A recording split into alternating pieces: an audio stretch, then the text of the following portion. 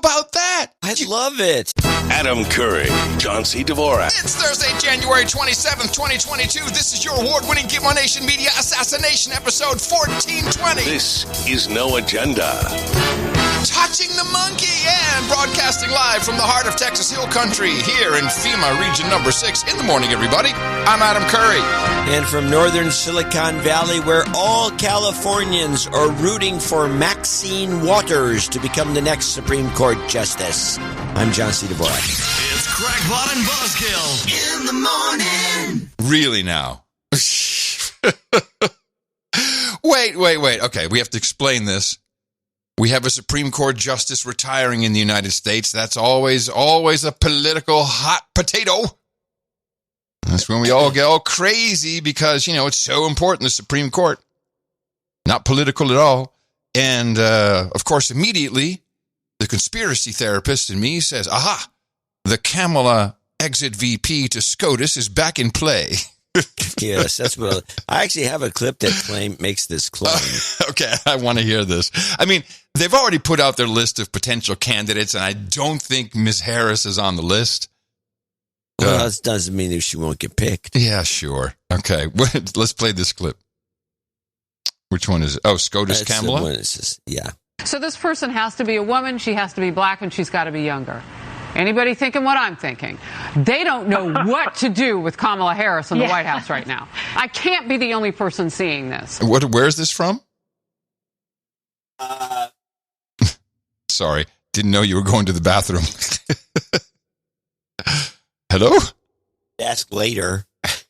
I didn't know. It's from Fox. Is this Frau Ingraham? Is that who I'm hearing? No. This is the called. What's that show called where they have all these women and one guy? Oh, Outnumbered. Overrated. And you have read, I'm sure you have, Kaylee, because you and I have chatted about it. We've been reading that maybe something like this could happen with the vice president. He runs again at someone else.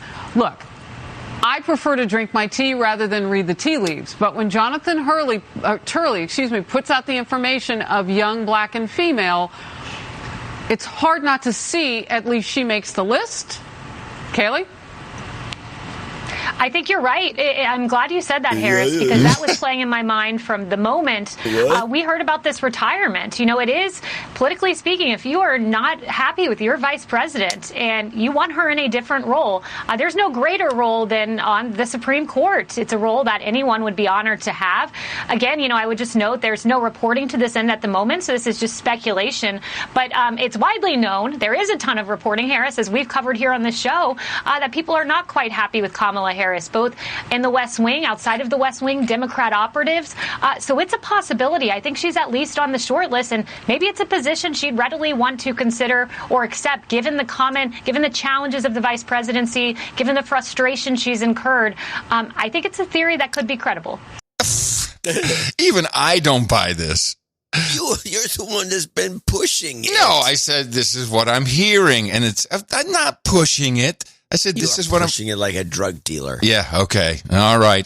Gloves are off, Dvorak, and we're just getting started. We're on these clips. Well, let me just say something. Just to complete the theory is Kamala becomes Supreme Court Justice as a black woman, and then we have Hillary, who slides into the VP slot. Oh, that's right. That's the part you're missing. I keep forgetting about that horror. You missed that part. But let's look at these at the. Oh, I don't know what you have, but there's a couple of names if you want to go through them, or do you have more clips that get into this? Well, actually, I have the one who I've got my predictions. You always have predictions for these things. Well, let's back up, okay, and mention to the newbies that listen to this show that we are unbelievably good at this. You in particular are good at picking popes. If you want a pope, Adam's your man. That Pope pick, but I should mention, the Pope pick of yours was not non-trivial. It was out of left field and nailed it. Yes, well, yeah, thank you. I appreciate that. I'm good at picking vice president candidates and also presidents. I'd say I was on the Biden thing before when he was still failing. And Supreme Court justices, I'm pretty sure, like Amy Coney Barrett was pretty much brought up by the two of us. Yeah, I think you pushed it more than, I think you had her on the list. Quite a bit. I have the one I'm picking is, we'll talk about that, but let's just do the little intro here because this is very important. It only happens once in a while. But let's play these two clips. This is next Supreme Court Justice of the United States. President Biden's first group of judicial nominees. Among them is Ketanji Brown Jackson, already a hot prospect for nomination to the Supreme Court should a vacancy arise. NPR legal affairs correspondent Nina Totenberg has this profile. If confirmed, Jackson would take the appeal. Okay, wait, stop. I have to set, I didn't realize, I forgot which clip this was, but I had to set it up. This was way before, this is my pick, by the way, is Jackson. There's three women, major women in play. One of them is not black enough. One is too black. This is how you do it. And one's in the middle. Yeah, this is the secret to getting these things. It has nothing to do with competency, with meritocracy. Well, curiously, this woman is the most competent. Oh, well, there you go. Okay. Couple of Harvard things going on. She's personable. She's kind of funny. Do you have to be a lawyer or a judge to become a Supreme Court justice? One of the women is this Supreme Court justice from the state of California Supreme Court, and she's high in the rankings, but she's not black enough. That's Leandra Kruger. Yeah, I think. Yeah, Leandra. She's not black enough, and she's Jewish. Not. Oh, you already got enough Jews on the Supreme Court. Yeah. No, that won't work. Yeah, black Jewish is always kind of weird. Just so you know, I got another report yesterday from another corporation, and there were people on a phone call talking about which vendor to hire for a particular task. And lo and behold, in the meeting, no, we can't take that company because there's too many white people who work there. You have a tape of this? Oh, God, do I wish. No. But I'm just pointing out that that's, so this the same criteria have to apply. That's how we're operating as we speak at the moment. Yep. She's not, and she doesn't look black at all, actually, to be at least in the modern sense. No good. And she has to be BIPOC. And she has didn't work in the courts or anything. And they pushed her right up to a Supreme Court justice in the state of California. So no, you don't. And Earl Warren, I think, who may have been a lawyer when he became the Chief Justice, he was the governor of California, and they just gave him now you're this. No, you don't. They could pick you. Oh my goodness! This is a great idea. Exit strategy. Get a cool dress and everything. Would be an exit strategy. Hey, is Sherilyn Ifill? Is she Gwen Ifill's sister? Since I'd already written her off as a possibility. Yes, Gwen. But I saw her cousin. name. I thought the same thing, or daughter, maybe. Cousin. I'm looking it up on the Book of Knowledge. Cousin. Okay, well. So she's also shortlisted. And there's a Gwen Ifill was on a stamp. Okay, well, so it might be politically correct to pick her. Well, I think Sherilyn Ifill is definitely black enough if that's what we're going for. I don't believe it. The problem with Campbell, although it kind of creates a screwball balance on the court, Campbell's married to a white guy who looks like a preppy. Problematic. Not necessarily. That might be good because Clarence Thomas is married to a white woman. Yeah, but we dealt with his ass a long time ago. Yes. We lynched him a long time ago. Okay, so that's what happened there. This clip that we're playing is a previous bio of this woman done by Nina Totenberg, who's got her, she's important. Before, when she was becoming a justice in one of the courts, one of the federal courts, and there's a very fawning thing. You hear a more up-to-date one in part 2, but let's go back to next Skajus part 1. President Biden's first group of judicial nominees. Among them is Ketanji Brown Jackson, already a hot prospect for nomination to the Supreme Court should a vacancy arise. NPR legal affairs correspondent Nina Totenberg has this profile. If confirmed, Jackson would take the appeals court seat previously held by Judge Merrick Garland prior to his becoming Attorney General.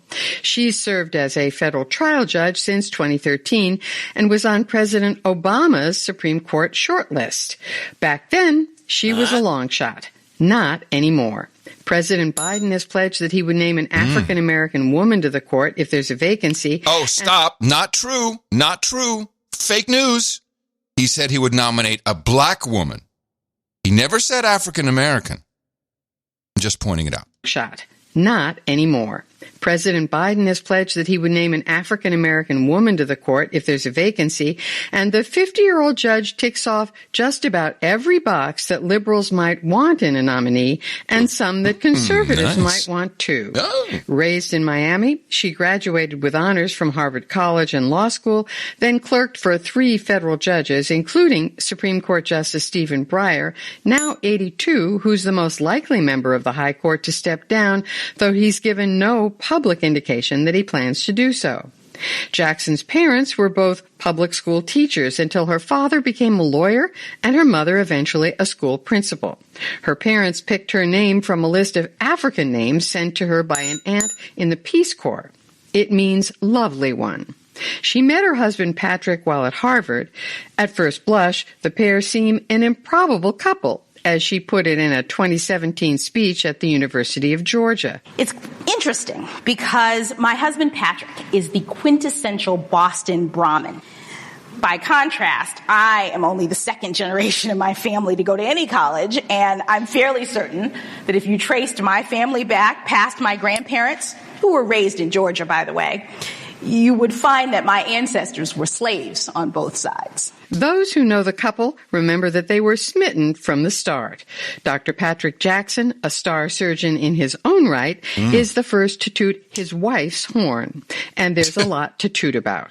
After her clerkships, she went on to a diverse series of jobs as a public defender representing the indigent in criminal cases, as a litigator and appellate lawyer in private practice, and she served as vice chairman of the U.S. Sentencing Commission at a time when the commission sought to reduce the draconian penalties that had been put in place for crack cocaine.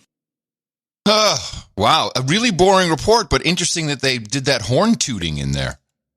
It felt kind of out of place. He's tooting his own horn.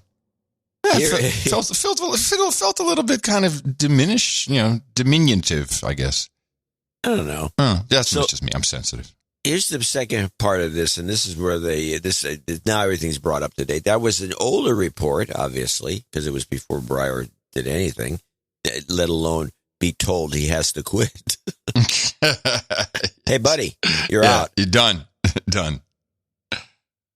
There she earned a reputation for building consensus, and most of the panel's decisions were unanimous. For Jackson, though, sentencing is not an abstract matter. When she was in high school, her uncle was sentenced to life in prison under a 3-strikes law for a low-level drug crime. He was granted clemency after serving 30 years. In that Georgia speech, she said that being a federal judge was her dream job.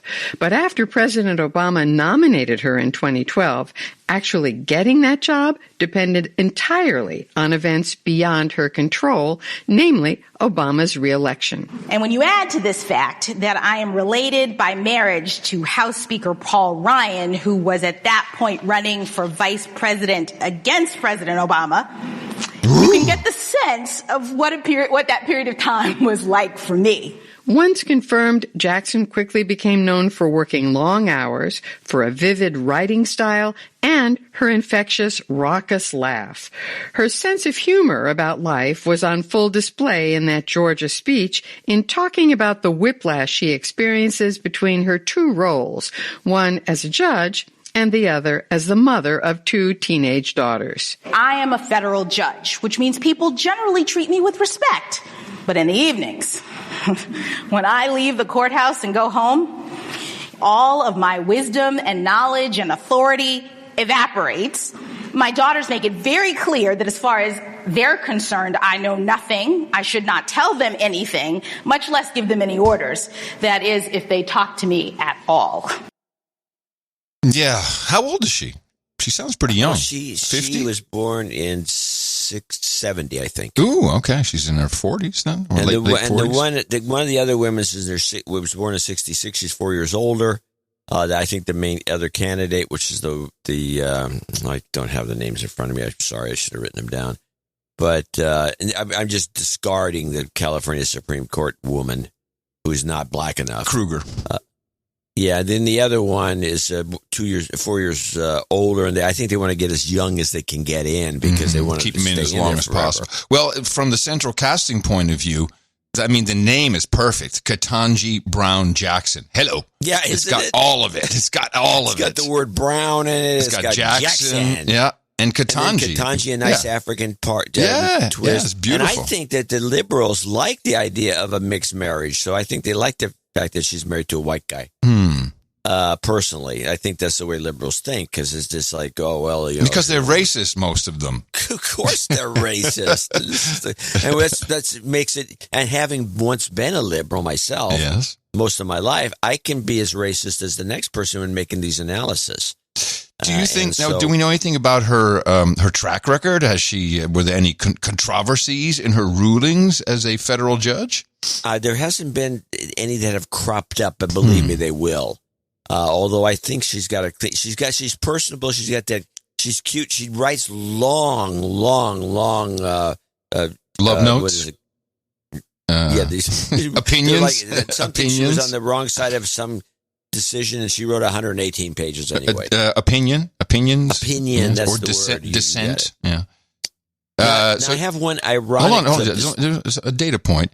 She specializes in white collar crime defense. And negotiating settlements of mass tort claims. That seems to be the specialty she's been involved in her assistant special counsel career. Perfect, right? Because we got a bunch of white collar criminals out there worried sick. On both sides of the aisle. Excellent. One or the other. Excellent, yes. Now, this is a funny little clip. This is Jonathan Turley, who was on one of the Fox shows. I like him. Turley seems like a pretty decent guy. Yeah, now that you mention it, I think you're right. I've only seen him a couple of times. I don't watch Fox that much, but I just happen to catch these things. And this is Jonathan Turley's discrimination discussion about this. It's just an ironic clip I thought I'd throw in. Now, what happens from here is going to get rather interesting. We know that President Biden has already pledged that he will only consider an African-American woman for the court. And when he made that pledge, I wrote a column at the time saying that's a rather curious pledge to make on a court that wouldn't allow that type of approach for college admissions. Exactly. But when it comes to admissions on this court, you're saying that you won't consider anyone who is male or who is not African American. And so that's going to come up again very quickly. And the irony is the Supreme Court just accepted 2 cases on the use of race preferences in college admissions. Yes. And so this is obviously going to come up where the president's going to have to decide if he intends to fulfill a pledge that the court would never allow if he was actually admitting someone to a college.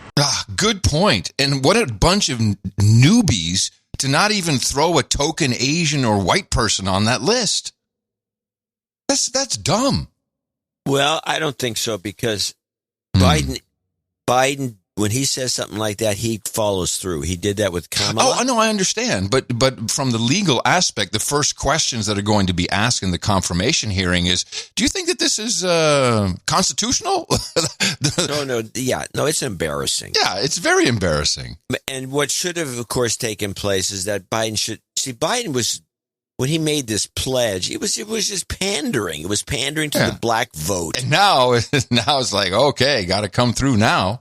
He has to absolutely come through, and he will. And it'll be this woman. I'm predicting it. I don't see anybody that's better. I like that choice too. Yeah. And she's kind of funny, which is cute.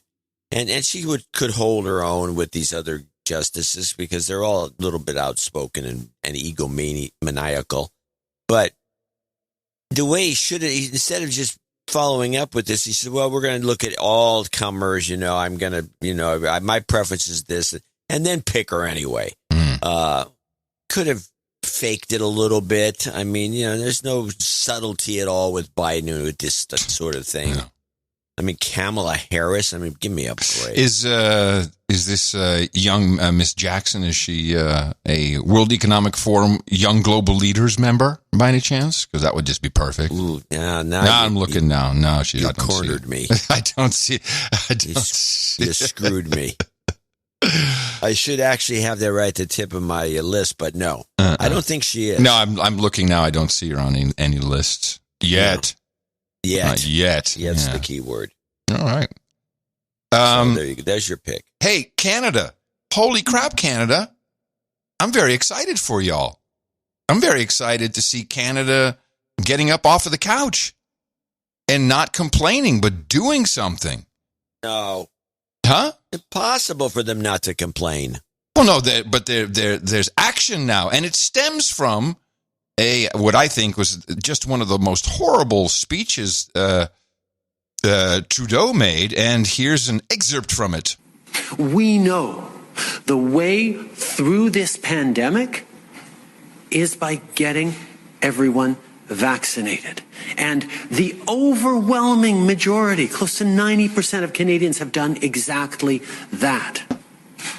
The small fringe minority of people who are on their way to Ottawa or who are holding unacceptable views that they're expressing do not represent the views of Canadians who have been there for each other, who know that following the science and stepping up to protect each other is the best way to continue to ensure our freedoms, our rights, our values as a country.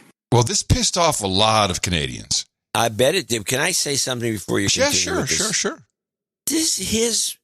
His little lisp is really getting on my nerves. He has when he says science. Follow the science. It's not a strong lisp. It's just a little subtle screw you lisp. Oh, hold on a second. Well, now I want to hear this lisp. Let's see. Do not represent the views of Canadians who have been there for each other, who know that following the science... Science. Following the science just so implies that it's religion, Follow Jesus Christ. Oh, no. Follow totally. the science. Totally. Because there's no following in science. You can't follow science. You can't follow science. Science is a methodology. Yes. Does science have an Insta account? Can I follow them on Instagram? Science? Does someone have @science? That would be kind of cool. Follow me @science on Instagram. Follow me @science. That's a really good. That's been done. I'm sure. Long gone. So we have this caravan under the Truck You Trudeau banner, which I like a lot. I like Truck. That's their version of. Look at some of these videos are great. Oh yeah, and it's not just a couple of people. This is reasonably big, and they're breaking all kinds of regulations and rules and laws. And of course, the truckers are not shipping food. So this is now the third or fourth day. It's going to start getting pretty interesting. And you have other members of the service citizenry standing with the truckers. Here's a Canadian cop. Hey there. So I'm Constable Aaron Howard, coming to you from Ontario, Canada. I really wanted to give a shout out to all the truckers. I think what you guys are doing is incredible. You're fighting for our rights and freedoms. And right now it feels like we're a little bit at war, and those rights and freedoms are at stake. So you guys are honestly true heroes. What you're doing is just incredible. I will be in Ottawa when you guys roll in. I'm going to be speaking on behalf of Police on Guard, and we are thrilled and honored to be able to be there. I can't wait to meet you guys. Hope to talk to a lot of you in person. Anyway, just wanted to give you guys a shout out and some support, and keep rolling, and we'll see you in Ottawa. Keep rolling, eh? Hey, let's game this out a second. There's only two ways it can go. And do you think it's possible that the Canadian authorities could just beat these people? Beat him? Yeah, I mean, seriously. I mean, listen to what Trudeau is saying. Listen to how far he is on all in, and these people are degenerates, pretty much. Many of them. And, I mean, so what are they going? What do you do as a leader? What do you do with 50,000 people who may show up? He should apologize is what he should do. Yeah, I know what he should do, but let's just play it out from a New World Order, young global leader perspective, because he is a young global leader. What do you think? I mean, or they can just, well, first of all, it's not going to be televised. That's job one, is to not put any of this on television. They've done a pretty good job. So far, so good. Yeah, I mean, you see all the clips I've seen have all been on, Yeah, Twitter, YouTube, exactly. Twitter and YouTube Listen to how crazy it is, the stuff that's going on with these mandates in Canada. Today, big box stores that have a footprint of 1,500 square meters or more are going to have to ask customers to show proof of vaccination. Now, pharmacies and grocery will be exempt from this. So if you're going into a Costco or a Walmart or something like that, where you might be going in to buy groceries or visit the pharmacy, in that case, an employee will have to be with that person as they walk through the store to make sure that they do not go and buy other products or other items that might be in the store. How about that? I love it. If I was a Canadian troublemaker, whether vaccinated or not, I would say, no, I'm not vaccinated, and then make them drag you around the store, with the guy following you around. You're wasting personnel time. I mean, Walmart's not overstaffed. But you're not allowed to go to certain areas of the store. But you can go to the grocery part. Yeah. But it's dumb. No, it's not dumb. This is inexcusable. Well, this is not just happening in Canada, by the way. That's happening everywhere. Austria. Did you see Germany? Headline: oppressive COVID measures for the unvaccinated were based on software glitch, claims German minister. So it turns out that now that they've looked into all these numbers about how many people had cases and who was or wasn't vaccinated, they didn't actually have any of the numbers. They didn't have the data. They just threw some stuff together and it popped out, and it's like came out with we should lock people down and treat them like degenerates. And now they're trying to get out of it by saying, well, it was a software issue. The numbers popped out wrong. Sorry about that. Yeah, it happens all the time. Yeah. Well, but not so in New Zealand. Jacinda's back on the block. Well, as Omicron breaches New Zealand borders, PM Jacinda Ardern... How is it possible? How can Omicron breach New Zealand's borders? You can't go in or out. No, it's surrounded by water. It's magic. Well, as Omicron breaches New Zealand borders, PM Jacinda Ardern has moved the country to a red COVID alert level. Harsh new restrictions could see household close contacts isolating for 24 days. Ardern has also had to cancel her own wedding. My wedding will not be going ahead, but I just join many other New Zealanders who have had an experience like that as a result of the pandemic, and to anyone who's caught up in that scenario, I'm so sorry. She's not read in. There's a couple people who I don't think are read in on, we saw the switch.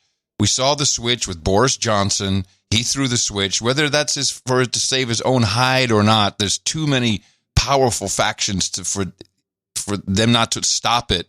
And it's today. Today it's all over. Everything's done. Do whatever you want in the UK. We're good to go. Ireland, I think it's the Baltic states, I think now, but it's starting to open up, but not everyone is on board or has the message, or they're captured by pharma. I'm not quite sure what's happening, but this is supposed to be over. They're supposed to end it. And Jacinda threatening another 24-day lockdown. What? That doesn't make sense.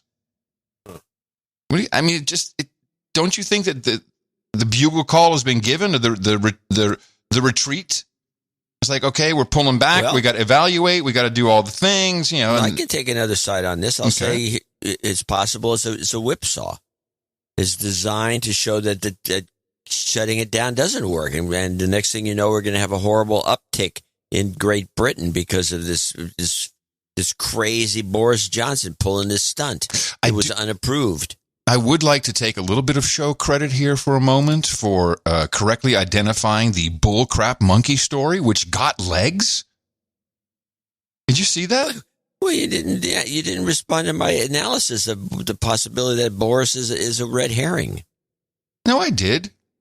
Oh. No, but I responded by saying, here's the next thing. The bullcrap monkey story. Yeah, the bullcrap monkey story. The lady now has symptoms. Oh, yeah, I saw that. Yeah, sure. I believe that. That's what I'm talking about. It's just like, yes, Boris could be a red herring, and then, we let our guard down, and then the monkeypox got us. Or wait, I'm sorry, we have something new. Where is it? Here it is. Here it is. The COVID variant is on the rise. International health officials are examining a new variant, which has already been detected in 14 countries so far, including the U.S.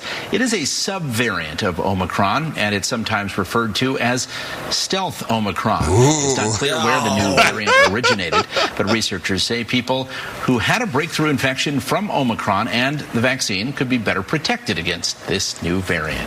Yeah. This is really good. It's so stealthy. It doesn't really exist. We just call it stealth. It's stealth. This one is stealth. You don't see it coming. It doesn't register, but you need a new vaccine for it. Stealth. What is there's a term for this new vaccine. It's called pan some. I clipped right up to the point about the stealth. I didn't get a clip on that. I have a supercut, a 1-minute supercut of the stealth. This is the. Well, besides that, before you do that, I want to mention Fauci came on and everyone's talking about this. About that, this was already planted. The Walter Reed vaccine was already planted in our minds, as you recall. We had a clip of it. The one that's pan is a pan. Yeah, it does everything. One shot and you're good to go. It washes your dishes. Yeah, one shot and you're good to go for the rest of you. I'm sorry, until the next booster. Yeah. Well, Pfizer is trialing their Omicron-specific booster just as the stealth Omicron is coming in. A new weapon being tested in the war on Omicron. Pfizer announcing the start of trials. This is kind of weird how they do that. Like it's a war. We're still at war with COVID. A new weapon being tested in the war on Omicron. Pfizer announcing the start of trials for its Omicron-specific vaccine booster, with more than 1,400 trial patients set to receive one or more doses of the variant-based vaccine. Though experts say it doesn't appear a strain-specific booster is necessary for people who are already vaccinated and boosted. One of the categories being tested is a 3-shot course of the vaccine tailored for Omicron in patients with no vaccinations at all. So it'll be like the common cold, and they want you to take 3 shots, bringing you up to 6. That's your new number, everybody. Here's a quick supercut. And as you probably know, there already is another mutation from the Omicron, Omicron 2, really. And they called it initially the stealth Omicron. The new stealth version of the Omicron variant discovered in California seems to be harder to detect, and according to some experts, is even more contagious, though it's not yet clear how dangerous it is. It's being nicknamed stealth Omicron. Today, the state health department confirmed 2 cases of a new Omicron subvariant found in our state. And tonight, we're learning that scientists around the world are closely watching a subvariant of Omicron that's been found here in the U.S., but they don't know yet just how dangerous it may be. And tonight, scientists are tracking that subvariant of Omicron called BA2, now in the U.S. and at least 55 countries. BA2, sometimes called the stealth variant because it can be trickier for scientists to pinpoint its exact version. But for anyone infected with the new subvariant, those PCR and rapid tests will still work at detecting infection. This is so desperate. I just have to say, this is bullshit. This is a lie. This is just a lie. They've made this up to, and this is the pharma side of the whatever's going on. They just, we'll just make, what kind of medical team names what happened to the Greek letters? Names the new variant. Oh. Yeah, stealth, Omicron stealth. Come on. This is insulting. We had the Greek alphabet. What comes after Omicron? Stealth Omicron? No. Mm-hmm. And now we go to Scandinavia.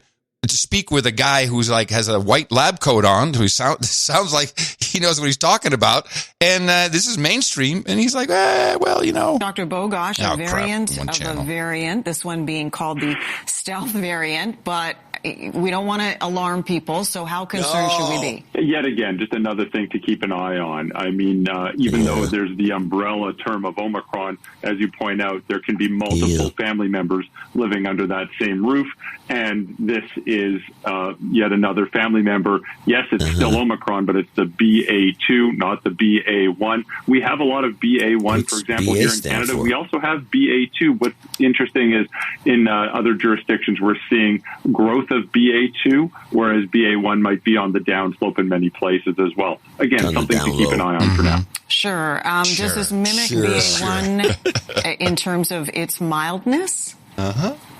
So it probably has very similar features to BA1, but I think it's also fair to communicate uncertainty because there is a significant degree of uncertainty. They're not the same. There are some genetic mutations that make BA2 different. It's likely that the clinical spectrum will be similar to BA1. It's likely that the vaccine effectiveness will be very similar to BA1. It's just likely that this is more transmissible. Again, I think it's too soon to know exactly how this manifests, and we need to learn more. But, informed speculation, it's not the same. It's probably a little bit more transmissible, but there's probably a lot of other similarities. Where does that come from? Scandinavian mainstream. No, I'm not talking about the clip. I'm two things. One, who says it's more transmissible? Where's that proved? There's no proof. This is everything is bull.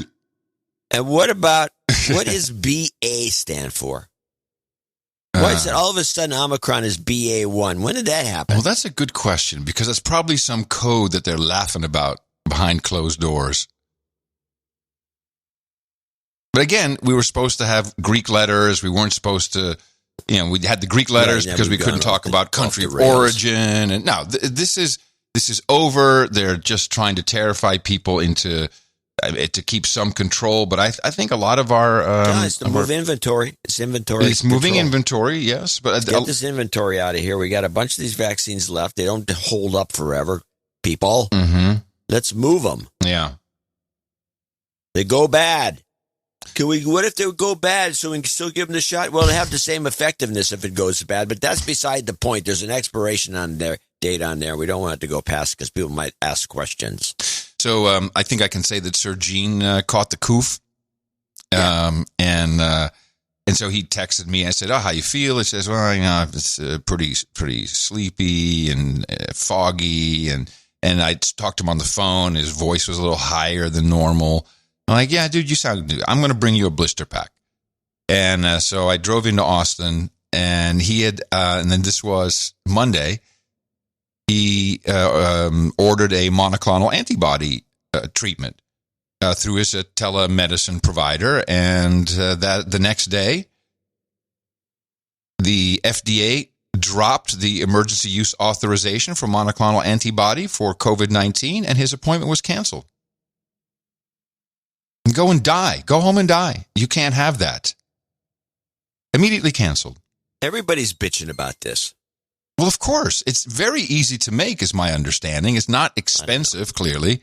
Otherwise it would be up front and center. But that's kind of, what do you call it? Bad. I mean, it's just cavalier. Well, have you been following the Ron Johnson sessions? I don't know what I don't think you can really call them a hearing. I don't have any Ron Johnson clips, but I got a few. He brought all the usual suspects, all the ones, all the YouTubers, everybody and their sister, a huge list of people, and he brought them all before to do YouTube videos one after the other. In front of his it's not really it's not a hearing. It's one of those crazy hearings that they do off the books. Yeah, I like it though because the clips are getting out, and I wanted to play three clips.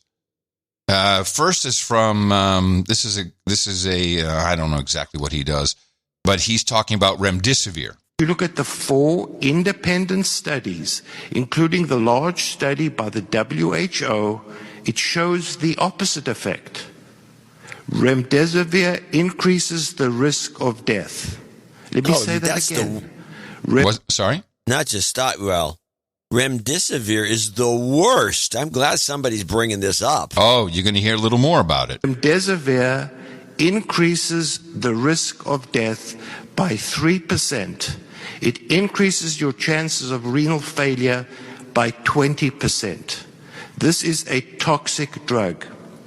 But just to make the situation even more preposterous, the federal government will give hospitals a 20% bonus on the entire hospital bill if they prescribe remdesivir to Medicare patients. The federal government is incentivizing hospitals to prescribe a medication which is toxic. Okay, so that's out there. It makes sense because you want to get rid of these people in Medicare. Yes. They're a burden on the society. Yes. It's death panels. Yes. Bring in registered nurse Nicole Sirotek, I believe her name is. You might remember her. She was the nurse crying in the break room about how they were killing people. That was her viral YouTube claim to fame. Yeah, I remember that. I don't think she's a YouTuber. But she's very well spoken. She spoke for a long time. I pulled a couple minutes here. My name is Nicole Sirotek. I'm a registered nurse. I've been a registered nurse for over a decade. And by the way, this is edited. I pulled out a whole bunch of stuff that just kind of, was credential stuff. You can go look at the whole thing if you want. It's in the show notes. My specialty is critical care, trauma, and flight. Since the start of the COVID pandemic, I've actually been rebranded, I guess you can say, as a leading expert in early intervention strategies executed on a large mass scale using the FLCCC protocol, as well as COVID patient ventilator protective strategies to optimize COVID patients on the ventilators. My story actually begins back in May of 2020. I was one of the original nurses that went to NYC to help with the COVID pandemic because, as we remembered, they needed nurses. And most importantly, they needed ventilators. Well, I was the whole package, a flight nurse that can manage ventilators. And when I arrived there, the gross negligence and the medical, malfeasance that happened in there and the complete medical mismanagement of these patients is what has led us to the situation that we're in right now. But when I was in New York, and what continues to happen today, is that many of them are not dying from COVID. What we saw in these front lines, we knew what was happening. And when we asked for the ibuprofen, they said, no, it was contraindicated. When we asked, why aren't we giving them steroids? Oh, well, it's not. We were just following orders. Following orders has led to the sheer number of deaths that has occurred in these hospitals. I didn't see a single patient died of COVID. I've seen a substantial number of patients die of negligence and medical malfeasance. Now, while I was there and I saw that the pharmaceutical companies were rolling out remdesivir onto the patients, I tried to get a hold of the IRBs. I tried to get a hold of my appropriate chain of command. I tried CMS. I tried Department of Health. And they rolled out remdesivir onto a substantial number of patients for which we all saw it was killing the patients. And now it's the FDA-approved drug that is continuing to kill patients in the United States. And so we've collected the data from all of these patients across the country from which we have been helping patients, because I formed the organization American Frontline Nurses and the Advocacy Network so nurses could advocate for these patients. And all of this data pool shows that as these patients get remdesivir, they have a less than 25% chance of survival if they get more than 2 doses. Now they're rolling it out on children as well and into the nursing homes or skilled nursing facilities as early intervention, when, as Dr. Pierre Corey and Dr. Merrick have already demonstrated, that there are cost-effective medications out there, and we are going to see the amplification of death across our country. Now, the thing that is most interesting to me in this little bit here is she says the pharmaceutical companies, and I'd like to know more about it, she says the pharmaceutical companies put a 20% bonus on top of the entire bill. That was the other guy, in order to have the hospital systems and doctors prescribe remdesivir. I want to think it's the same. It's really, they're all connected, but it seems more like that's probably the insurance company, and that makes sense because they would want to kill people to have less payout later on. Yeah. Well, that's for sure. Yeah. I think that's absolutely correct. But I think the way it would be done would be that they'd bill the insurance companies for the full amount, and then the drug companies would kick back 20% in cash. Yes. It's like buying a car. Yeah. That's a good point. That would be incentive. So I think this is pretty damning, and that sounds about right. And if you really look from a meta level, what is happening right now, certainly in the United States, we're killing old people and we're letting young people in unchecked. That's what you do. If you can have a war and you can kill all the people and then have a baby boom, or you can also let immigrants in. But this is a cleansing, it seems. Kill the old people, and they were killed. And look at the killers. Cuomo. Cuomo's a murderer. Yeah. But look at from allegedly. It's always Democrats, by the way. I've been saying this since since the 1980s. But because it was obvious to me that when I was younger, they kept trying to kill all the kids, all the baby boomers. There was too many of them. Yeah. And they were still bitching about it for all the years of my life. It was all these baby boomers. They're going to get up there, and then there's going to be, when they get old, they're going to suck. They're going to bring us down. Yeah. They're going to break Social Security. There's too many of them. We got to kill them. Kill them. So it was one thing after another. The ultimate exit strategy. This is just the end of the process. One more short bit here where it's just so incredibly nuts what's going on in the medical world, and doctors don't even believe their own lying eyes. And we haven't even touched on the vaccines, for which all of our expert panels have already very well described that situation. So I won't touch on that, since many of them are by far superior to me than even I could ever hope to be.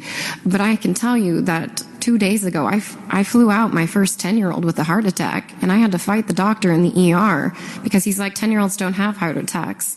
And I argued back and forth for 30 minutes to force his hand to get an EKG to find out that he had almost a complete STEMI, which is ST elevated myocardial infarction, for which you could see it lit up on the 12-lead EKG. And he's like, well, that's not possible. And I'm like, well, he was just vaccinated yesterday. It is very much possible. Oh man, I'm so happy that you got me on the vitamin D3 a long time ago, and I'm happy that I always added zinc to that and had my quercetin, which seems to also be helpful, and my weed and quercetin seems to have it can go on for a while. Yeah, the quercetin seems to have something to do with with zinc absorption. Yeah, helping it get into the system. Now, vitamin D, D3 specifically, is something that we've talked about. We use it, and we don't advise anybody to do anything. But here we are, and you are definitely in the crosshairs. I mean, I'd say, I'm boomer adjacent, but you're squarely in it. So they do want to kill you. Oh, yeah. They're totally out to kill you. They've been trying since the Vietnam War. Well, I think you should be careful with that vitamin D3 because, Dr. Jen over there at ABC, Are there any vitamins that I can be taking to lessen my chances of contracting Omicron or other COVID-19 There's variants? so many people asking this question, Joe. Yeah. So first, some qualifiers. Absolutely, to be crystal clear, none that replace vaccination, boosting, and then, the lower level kind of protection mechanisms that we have like masks. Chill. Okay. That being said, there is a decent amount of data linking observational data and association vitamin D3 with a lower risk of viral upper respiratory infections. That is not new. And in the setting of the pandemic, association observation data that links people with low D3 levels, people who are elderly, people who don't get outside a lot in natural sunlight, people who are dark skinned or overweight or obese, all known to have risk factors for low D3 levels. There's data that links those people with worse outcomes of COVID-19. However, I want to be crystal clear. If you want to take 1,000 units a day in supplement form for your overall health and well-being, that is unlikely to do any harm, but you cannot at this point rely on any miracle vitamin to protect you against COVID. Absolutely. Those are scams. That is not evidence-based medicine. It's impossible. Those are scams. That's not evidence-based medicine. Who's benefiting from this scam? Now, I have a question. It's kind of interesting. It came to mind. How come an obese person would have lower levels of D3 when they have more skin? I don't know. I heard that more skin would produce more vitamin D3, wouldn't it? Or D. The sun hits your skin, makes vitamin D. So you have more skin, therefore, but you have more. And you're a big fat guy. Yeah. You'd have a lot more skin. Yeah, a lot more D. But does that compensate for the lot more of you that there is? I don't think. I'm just saying. Yeah. Okay. Well, all right, Dr. Dvorak. Okay. Here, ask I got our expert panel. How about this? You're a big fat guy. You lose a ton of weight, and you have hanging, flabby skin. So now you're thin. You don't have the extra weight, but you still got the skin. Well, you should run for president. Studied? You should run for president because Mike Pompeo is who you just described. That dude's got to have a lot of hanging skin. Think so? Oh, have you seen him? He lost about 100 pounds. Pompeo, the CIA guy? Yes, he's running. You've got, boy, that's right. Look for a picture right now. He's going to run for president. What is with these CIA guys? Remember back when Trump ran in 2016 and a CIA guy in Utah? Because he didn't like that's Trump. right. Yeah. I'll beat him. He was an overt CIA guy, just like Pompeo. He wasn't like hiding. Yeah. He wasn't like some spook. He was just a CIA guy, and he's running for president because Trump is no good. Right. And what is with these CIA guys thinking they can be president just because George H.W. Bush became president? It was a fluke. No, I think it's, the presidents we have are either run by the CIA or the DIA. In general, I think Obama was CIA. Trump was clearly closer to the military, so we'll say DIA. And it's like you can have undercover guys, like I'm a member of the CIA, but no one should really know, or just be a CIA guy, and just it's like that's how brazen. They don't care. I don't think they care. Like Pompeo's in for a rude awakening when he runs into primaries and gets no votes. I'm surprised. Well, it's got to be money. There's money behind him doing it. That's the thing. Who's it funding could be him? some sort of a collect money scam. You can collect money, campaign contributions. It could be funneling. Also, could be funneling CIA funds into someone. Yeah, I don't know. There's something going on. It sounds like money laundering. Now, I mentioned a couple times the young global leaders of the World Economic Forum, and we've talked about this in the past. It's just they're listed. Right. The people you need to know is Angela Merkel, Bill Gates, Zuckerberg, Newsom, Macron, Trudeau. The list goes on. Jimmy Wales for Wikipedia, Lena Wen, CNN, Wyclef Jean, who's that guy? Whenever there's something in Haiti, whenever there's something, what? I didn't realize he was on the young leaders. Well, let me give you some notable leaders here. We have Pete Buttigieg. That makes sense, right? We have Macron. I said Wyclef Jean. We have Zuckerberg, Rajiv Shah. Oh, this is a Rockefeller person. Lena Wen. Now that makes sense because she's everywhere. There's trouble. She was in Boston. Boom, there she is. The Boston Bombers. Oh, now she's here. The Belgian Prime Minister, who else? Jimmy Wales, Ivanka Trump. Hello, there you go. That's interesting. That is interesting. Mm-hmm. And it's interesting. But I want to take the discussion in a certain direction, see if we can make something out of what's happening. But first, this quick clip from Klaus Schwab in 2017, boasting about the young global leaders that are members of the World Economic Forum. I think Dan Crenshaw is also a World Economic Forum young global leader, as is Tulsi Gabbard. And I have to say, when I mention now names like Mrs. Merkel, even Vladimir Putin and so on, they all have been young global leaders of the World Economic Forum. Mm-hmm. But what we are very proud of now is the young generation, like Prime Minister Trudeau, President of Argentina, and so on, that we penetrate the cabinets. So yesterday I was at a reception for Prime Minister Trudeau, and I know that half of this cabinet, or even more half of this cabinet, are actually young global leaders of the World Economic Forum. I love it when they boast. Yeah, we penetrate cabinets everywhere, and half of Trudeau's cabinet, young global leaders. Ha ha ha ha ha. That's sick. It's like a Bond character, this guy. Well, and that's what makes him so beautiful. So let's just imagine for a second. You got the World Economic Forum, and they've clearly called for the Great Reset, and, this has to happen, and he's been going on, and it was interesting, actually. I saw Antonio Guterres, the General Counsel of the United Nations, and he tweeted something that I found very curious. Let me see where I have this image somewhere. He tweeted about things that need to be, like a priority list of things we need to do. And number one was, of course, we need to, defeat COVID-19. But number two was reinvent the global financial system. That seemed kind of weird and out of place. How did the Rothschilds would feel about this? And then number three is climate change. So climate change, according to, and I put the tweet in the show notes, according to Guterres, is number three, but not, it's the change the world financial system. And you know where I'm at, where my head's at with that. Okay. Yes, I believe they want to have a central bank, etc. But in context of what's happening right now with Russia, is it maybe possible that, Trump screwed everything up, messed up whatever they were supposed to do for the Great Reset? Maybe the virus was planned, but the vaccine wasn't ready. I mean, whatever it is, it's not working out the way they wanted to. People are just overpowering. It's just not happening.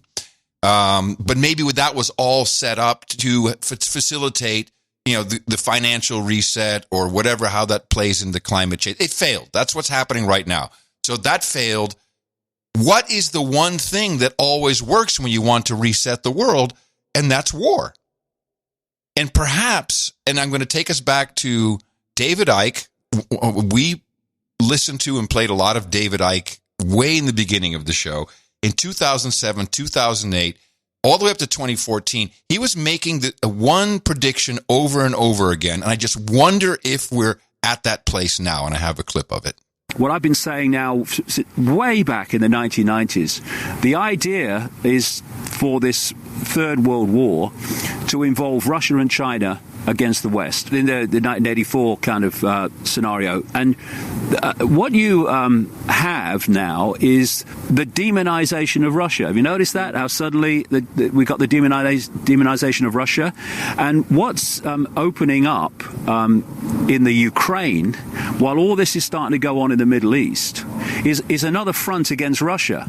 Because, it's very easy to see how Russia can be pulled into this Middle Eastern conflict by supporting Syria, because destroying Syria is part of ISIS's agenda and American agenda and NATO's agenda. And also Iran as well. Yeah, and destroying Iran, yeah. So, and Russia would come out in support of Iran, and the same would happen with China. And so you can see how the pieces in the game are being moved around. The idea is to basically bring everything to its knees, so that the world would have to be rebuilt in its structure and the way it operates, and that would be in the image of what they've been working towards all along: world government, world central bank, world army, world currency, centralized control of the planet. So you take this blueprint, which we've heard a lot, and of course it is from 1984. We were always at war with Eurasia. You take into account the Kazakhstan failed coup. I guess it failed. We have no reporting. Which it was, trying to piss off Russia and China, because that's their whole Belt and Road connection goes through Kazakhstan.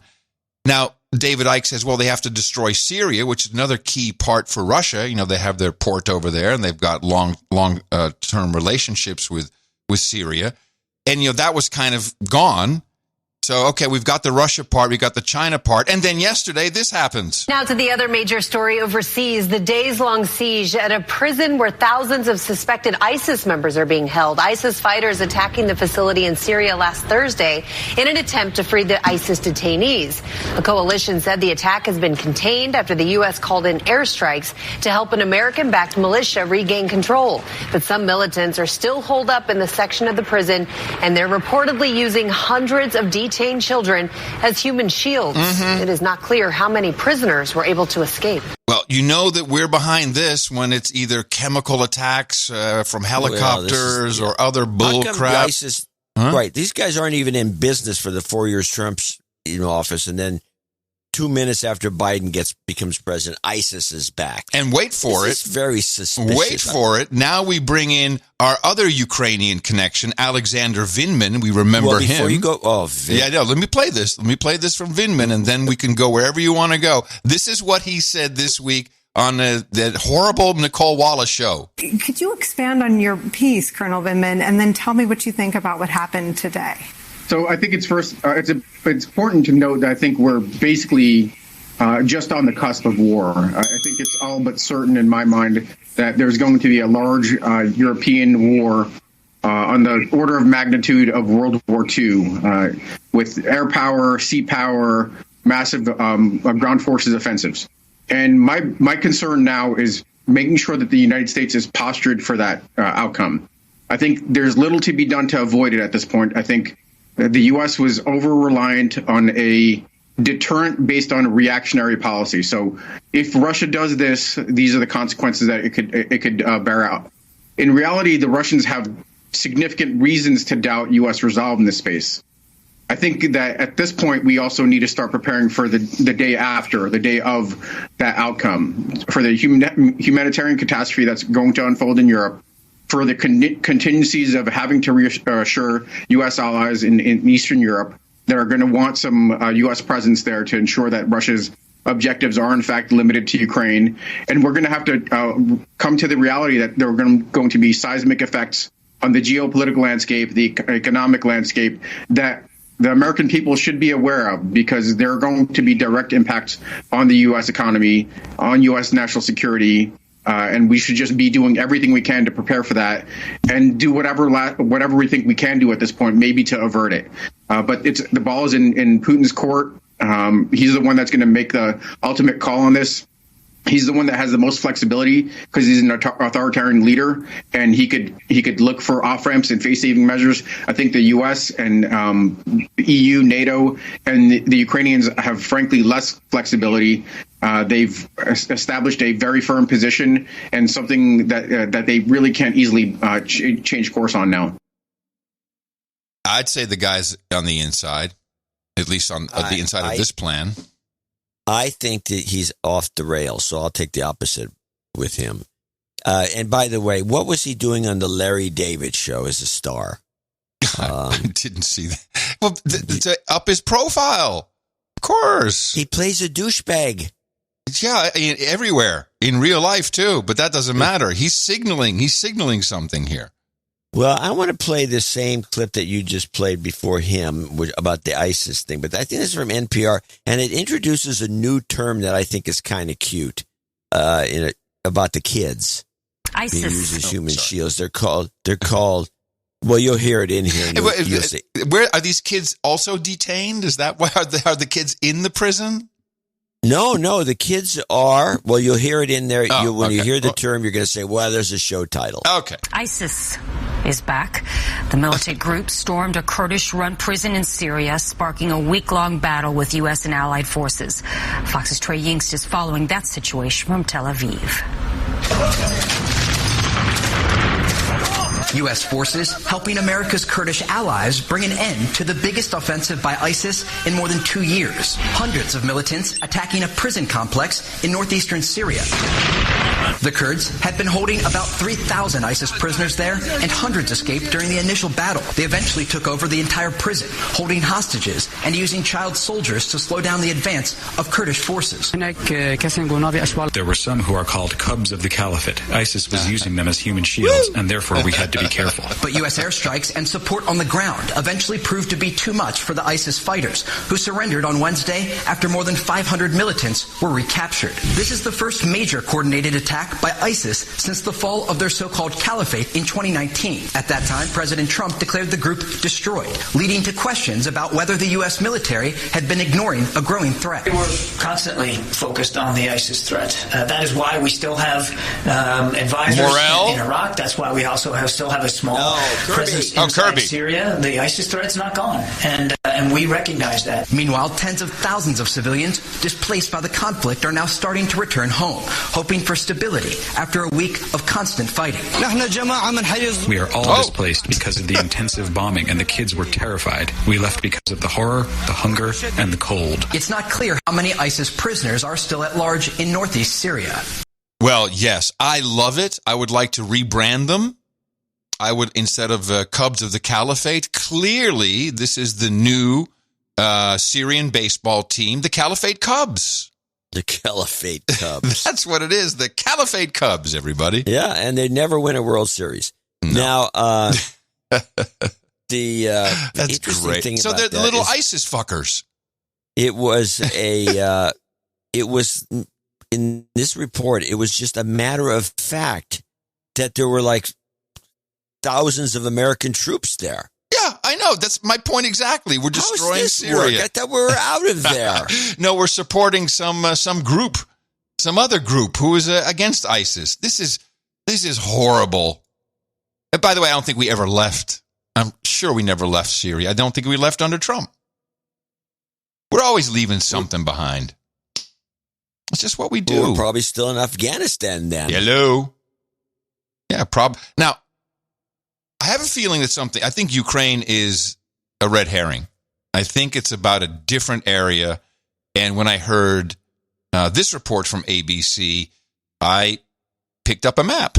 With more Russian troops massing on Ukraine's border, Navy vessels in the Baltic Seas, and Russian fighter jets heading to Belarus, Ukraine's neighbor to the north, the Pentagon tonight placing 8,500 U.S. troops on heightened alert for possible rapid deployment to back NATO allies in Eastern Europe and the Baltics. So the Baltic Sea, when you look at the map, in that sea is Finland, Sweden, Estonia, Latvia, Lithuania, Poland, of course, a little bit of Germany and Denmark. What is interesting in the Baltic Sea, that's where all the action is taking place. Is that anywhere near Ukraine? Well, no, not really. But there's a little place called Kaliningrad, which is sandwiched in between Lithuania and Poland. We talked about this operation. We might have before, but this connects to Belarus and Ukraine through the Suwalki Gap, and this has been a point of contention for NATO for years. It's like 64 miles of land that Russia can use to move through Belarus to Kaliningrad, which is where they have historically a naval base, and I'm pretty sure a submarine base. And what I'm receiving now from producers is this may result in submarines cutting undersea cables. There you go. There's a particular cable which is very important, a military cable. Let me see if I can find what it's called. It's the it's the cable in Svalbard, Norway. This is one of the highest capacity. And military and commercial satellites use it for the backhaul, I guess. And that is why we saw Sweden, if you recall the report, saying, yeah, we're beefing up security in Gotland. Remember that? We're like, what the hell? Who gives a crap about Gotland? Well, Gotland is right there in the middle of the Baltic Sea. And I think some of the cables may run through it or under it or next to it. They would probably run through it, yeah.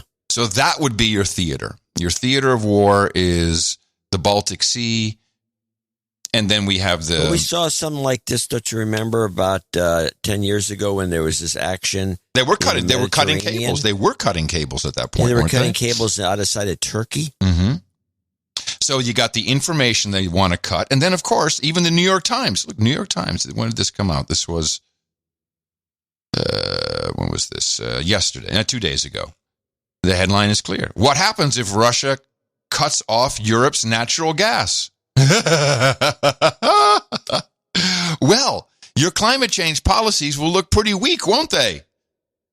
Without Russia's natural gas, and I think Nord Stream 2 is on ice for a long time now. You know, what you see you get exactly what you see. Natural gas trading 5 times last year's price. And we're shipping it now. We're shipping it. We're shipping as much as we can. Well, I would say look at it from our perspective. It's win-win. The Russians can bide their time. They got tons of natural gas, and they can ship it. And they're so they're going to take a beating, at least for the short term. But then long term, since the price is jacked up, that makes it very profitable for us to ship it by tanker. Yes. And we're not going to get the cheap price, the old crap price, which the Russians have been selling it at. We get best price. Low. We get best price. We get best price. But our idea of best price is a high price, not a low price like Chinese best price. Correct. No, we like best price.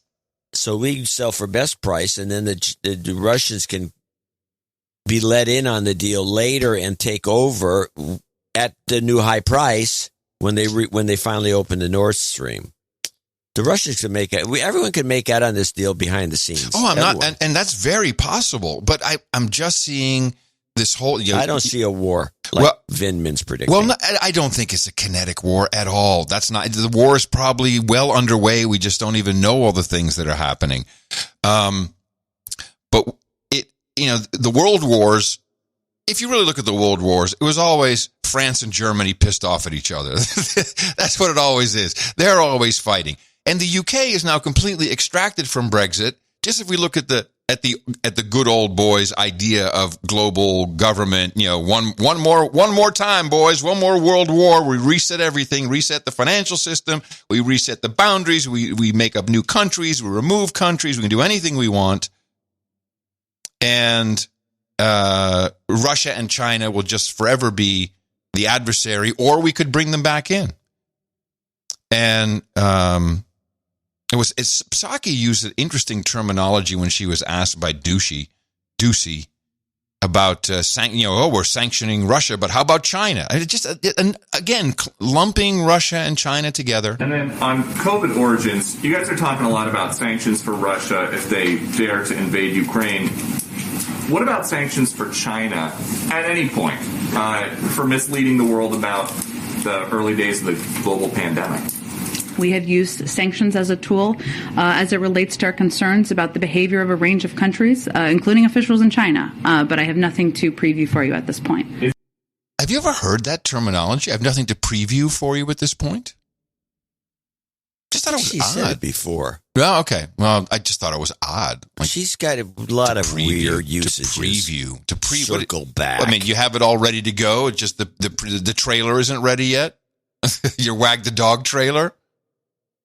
CBS reports on the sanctions, which could go all the way to the top. So you have some reporting on whether President Biden would want to personally sanction the Russian president. Well, no, the U.S. could sanction Putin, but at this point, the White House has not decided to do so. According to sources I speak to, if you do that, it creates some technical complications. If you sanction someone you have to negotiate with, how do they travel? Coordination-wise, it also gets complicated. What may be more effective as a strategy is putting pressure on the oligarchs close to him, their business interests, and their bank accounts so that they, in turn, put pressure on Putin. Didn't we already do that? Isn't that the whole Magnitsky Act? Yeah, we talked about it in the last show, as a matter of fact. The whole Magnitsky Act was about that. It was the old Obama technique. Yes. Get his buddies. Well, we're going to make it so his friends are miserable. And this is the logic. Yeah. Oh, I really hate this guy Curry. What are you going to do about it? I'm gonna kick his wife until she tells him tells Curry to. The logic is like something is like dissociated. It's very strange. Your pent up aggression against Tina is notable. Kick her. I got one more here about, this is the back and forth. The U.S. ambassador to Moscow delivered a written response to Russia's demand that NATO halt its expansion and never allow former Soviet states, including Ukraine, to join the alliance. There is no change. There will be no change. Secretary Blinken said no such concessions will be made, but the U.S. did put an offer on the table. Was this just to show you tried? Well, as we've said, the placement of offensive missile systems in Ukraine, military exercises and maneuvers in Europe, all of these things would address, I think, mutual concerns, including concerns stated by Russia, and advance collective security. 8,500 U.S. troops were put on high alert for near-term deployment in case diplomacy fails. Today, NATO Secretary General said 5,000 allied forces are set to go. We have plans in place that we can activate, execute on very short notice. No one is quite sure what Vladimir Putin will do. Next week, he is set to travel to China for the start of the Olympic Games. And the State Department says that may impact timing of an attack. I think that probably President Xi Jinping would not be ecstatic if Putin chose that moment to invade Ukraine. So that may affect his timing and his thinking. Yeah, okay. Wait a minute. Except because it affects the ratings on the Olympic Games, or I don't know. I mean, what are they saying? What are they trying to tell us? They're just trying to tell us Russia, China together, bad, all evil, no good, and we're not going. NBC isn't even sending reporters for their own show. Who's going to report on the games? The games They're going to have voiceovers. You and I can do it. We can just do it. We can do our own commentary. They're not going to have anybody on boots on the ground. He fell. Oh, yes. Yeah, very good. And here he is in the women's final.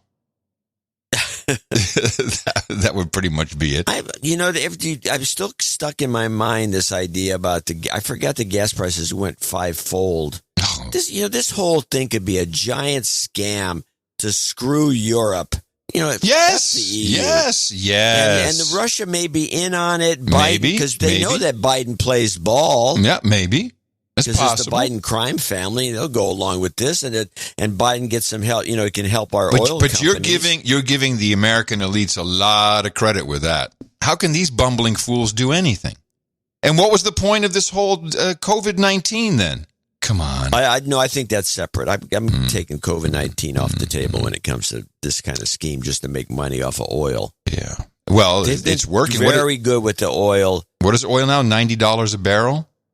Oh, it's in the high 80s. You're gonna have $12 gas in California. Well, you know what it is in Norway? $14 a gallon. Yeah, but they eat brown cheese. They push the green thing. The Norwegians are stupid, looks like to me. Okay. They push green. Here's your gasoline, $12 a gallon. Now you're going to get an electric car? Oh, by the way, electricity is really expensive too, but maybe you should just stay home. Well, I think that would also be preferable. So we have all that going on. Then we need to create some more panic for political reasons, and maybe for some climate change, or maybe just to be used as a handy moment if we need to lock everybody down or keep everybody home. What? I'm sorry, but I can't get this out of my system. Okay. So the Norwegian, let's go back to the Norway thing, the $14 a gallon. Norway's one of the world's leading producers of petroleum. Yeah. Period. Mm-hmm. If you go to the Middle East, to any of those countries that are leading producers of oil, gasoline is like a dime. It's 25 cents, 10 cents a gallon. They're basically giving it to the citizens. They're giving it away. Yeah. It's cheaper than water. People always say, it's funny down in Saudi Arabia, the gasoline's cheaper than water. Mm-hmm. What is wrong with the European mentality that they won't give their own people cheap gasoline in Norway? Why is it $14 a gallon when they produce it all for next to nothing? For the same reason they lock the European citizens up like dogs. They hate them. They don't care. They must hate them. They hate them. European governance, the elites, as you would call them, I would call them the same thing. Mm-hmm. You would call them hate the public. They hate the peasants. They hate the populace. They hate them. Yes. There's your answer. None of these leaders love their people. None of them. They are useless eaters. Of that they are to be. They are to be eliminated. They are to be eliminated. Trudeau hates his Canadian public. Yes, they are to be eliminated. The ones who are not on board. Why do people put up with these guys? Well, they're not. They're starting to push back. But your point is well made. Let's watch the 2022 election in the United States. Let's see all the same douchebags get reelected. And of course, how could we miss this? House Speaker Nancy Pelosi is running for re-election, seeking a 19th term. Pelosi is 81. No word yet if she'll try to keep her position as Speaker if Democrats hold on to control of the House. Yeah, if California re-elects Nancy Pelosi, her district, then California is no longer my America. I'm shunning you. It's not California. California is not electing Nancy Pelosi. I said her district. Her district is there is no district. Her district is just a rubber stamp that says Democrat on it. Yeah, whoever gets to run as the Democrat in that district gets the job. And if she decides to run because she is the boss, she gets the job. Nobody's voting for her. It's just giant rubber stamp. It's like you go there. Well, someone the people do vote. They do vote. No, it's just a giant rubber stamp. You've never seen anything like it. There's no ballot. There's a crank on the side of the thing. Okay. All right, John. All right. There's no ballot. I got you. Moving on to her favorite pastime, January 6th, the purge. We've got to make everyone very afraid of Republicans in particular. Certainly anyone who has ever said Trump without wincing and grimacing and gagging. And God bless Catherine Herridge. Once she left Fox and went to the CIA broadcast system, she went all in.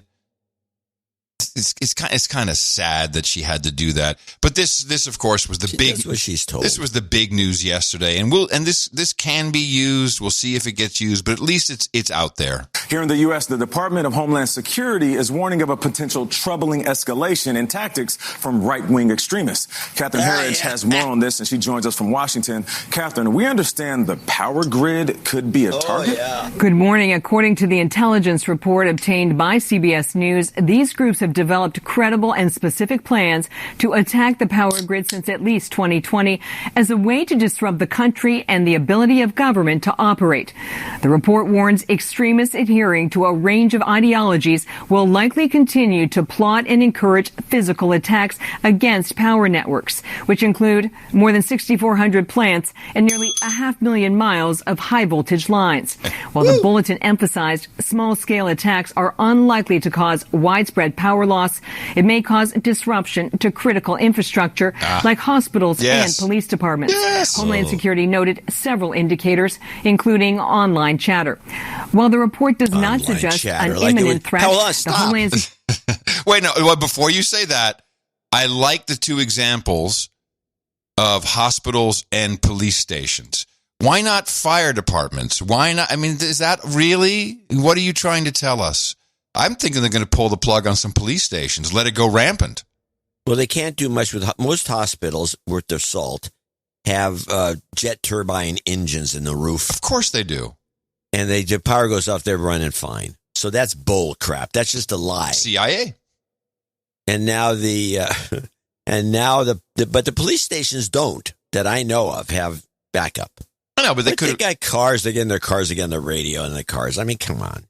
Anyway. It may cause disruption to critical infrastructure like hospitals and police departments. Homeland Security noted several indicators, including online chatter. Online chatter. While the report does not... That was what I interrupted for, and I forgot already. Yeah. Online chatter is a reference to terrorism. Middle East terrorism. Yes, 9/11. So you use the term online chatter, and it's associative. Yes, it's beautiful. Including online chatter. While the report does not suggest an imminent threat, the Homeland Security Secretary has warned lone wolf actors and small bands of extremists are among the greatest domestic threat because they are hard to detect, disrupt, and can mobilize quickly. And it's back. Did you catch it? It's back. The lone wolf is back. Can I ask you a question? Please do. So what's give me one example of one of these terrorists doing some damage to a power plant with whatever. By the way, I isolated one of these stories for the newsletter and mentioned that one of the big threats was a terrorist with a hammer. Yeah, and I think we've made this joke before because I think we've had this exact same threat. Maybe it was ISIS then. But we were laughing about it. What are you going to do? You're going to go to the gate and throw hammers or bricks or something? Now, we also got the Russia might bring down the grid with cyber attack. That would fit into the work. I don't know. I'm just telling you. I'm asking you. You're Matt. This is the Adam segment. Okay. The CIA goes in and does it and blames Russia. The CIA goes in and blames it on MAGA people. Yeah, that's what's going on. Well, and then they leave a piece of some clothing, a patch. It says Russia. MAGA. Russia was here. Or MAGA would be better. MAGA was here. And it's like, look what we found, a piece of clothing. But this is preconditioning, whether they use it or not. And one of our producers, this is almost like a movie soundtrack is what I'm going to play it. It's the same report, short. It's from CBS 800 AM, and our producer is recording it in his car as he's driving. So now, just close your eyes and set the scene for a second. You're driving away from the horrible things that are taking place. The Armageddon, the movie, the smoke is on the horizon, and you turn on the radio. Escalation in tactics from right-wing extremists. CBS's Catherine Herridge reports the power grid could be a target. The report warns extremists adhering to a range of ideologies will likely continue to plot and encourage physical attacks against power networks, which include more than 6,500 plants and nearly 500,000 miles of high-voltage lines. It may cause disruption to critical infrastructure like hospitals and police departments. The World Health Organization says there were 21 million new COVID cases. Isn't that the way every Stephen King movie opens, with the radio and you hear the reports? Yeah, it's all scraggly. I love it. I'm conditioned. I'm ready for it. Although, I hope the a-hole who promised me to have my whole house generator installed does it before the violent domestic extremists turn off the grid. You're bitching about your local vendor now? You changed topic? Yeah, no, it's not a topic change. I'm just saying. I'm very upset about that. Oh, what's the rush? Did you not hear the report, man? Yeah. I don't even, when they do something like this, especially with a hammer, I'm waiting. Do you remember this? Just go back, this just came to mind. Do you remember, and this is way early, this is like over 10 years ago on this show. We were discussing these guys that were in San Jose, and it was taking place. I forgot where you were living at the time, but these guys kept toying with little areas where the internet was all interconnected, and they would go in and dig it up or something. The exchanges, it wasn't the big exchange. It was like different kinds of little connected areas that nobody knew was an exchange. It wasn't like not like May East, May West. No, okay. It wasn't one of the big boys. But they were fooling around with it, and we thought it was, maybe they were just testing the system, and you don't remember it. No. I just vaguely remember this happening, and then it just stopped. Wait, was this when they got into some Cisco routers at these smaller exchanges, and I do remember something like that. Yeah, there was something like that. I don't remember the details, and then it just disappeared off the radar, this whole, whatever was going on. I went to May East years ago. I've been there too, yeah. Back in the, I forgot when it was. It was so long ago. It was, this main part of it was you could almost, if you drove a truck in there, you could take out the whole thing. The guy took me down there to show me something that was hooked in there, and he says, you could come in here with one hand grenade, and you could wipe out the East Coast. Take them forever to fix it. Wasn't there at some point? This is early internet lore. People pay attention. I remember very old. May East. Pre-web. So that's the Metropolitan Area Exchange, is what MAE May stands for. That's where you have all these networks interconnecting. There's many more of them now, but those were the big ones. I remember when used to be 4. I remember when it flooded. Do you remember that? I think it was May East that flooded. Yeah, that's what I'm saying. May East flooded. You had to walk down to get into it. Mm-hmm. Yep. Yeah. And I remember that caused some havoc. Good times, man. Good times. Yeah. Good times. I don't think I have much else in that area. You got anything else we need to do, or can we? Well, I wanted to get, since we're still on the. I don't want to go too far away from the vax because I have a bunch of vax. Let's do that. Anti-vax clips. Anti-vax. Okay. Oh, I'm sorry. I didn't even see you had them. Okay, let's do it. You see vax. I see it now. I want to play this because this is the one that's got your buddy in it. This is the unvaxxed. Are you telling me Osterholm clips are coming up again? Because it's so rude that you say he's my buddy. Unvaxxed, hated by Stern. About 64% of the American population has been fully vaccinated now, and many are feeling anger at the remaining 36%. There have been calls for hospitals to refrain from treating unvaccinated people, including from radio host Howard Stern last week. Now, if it was up to me, anyone unvaccinated would not be admitted to a hospital. At this point, they've been given plenty of opportunity to get the vaccine. And last year, late-night host Jimmy Kimmel joked about it, too.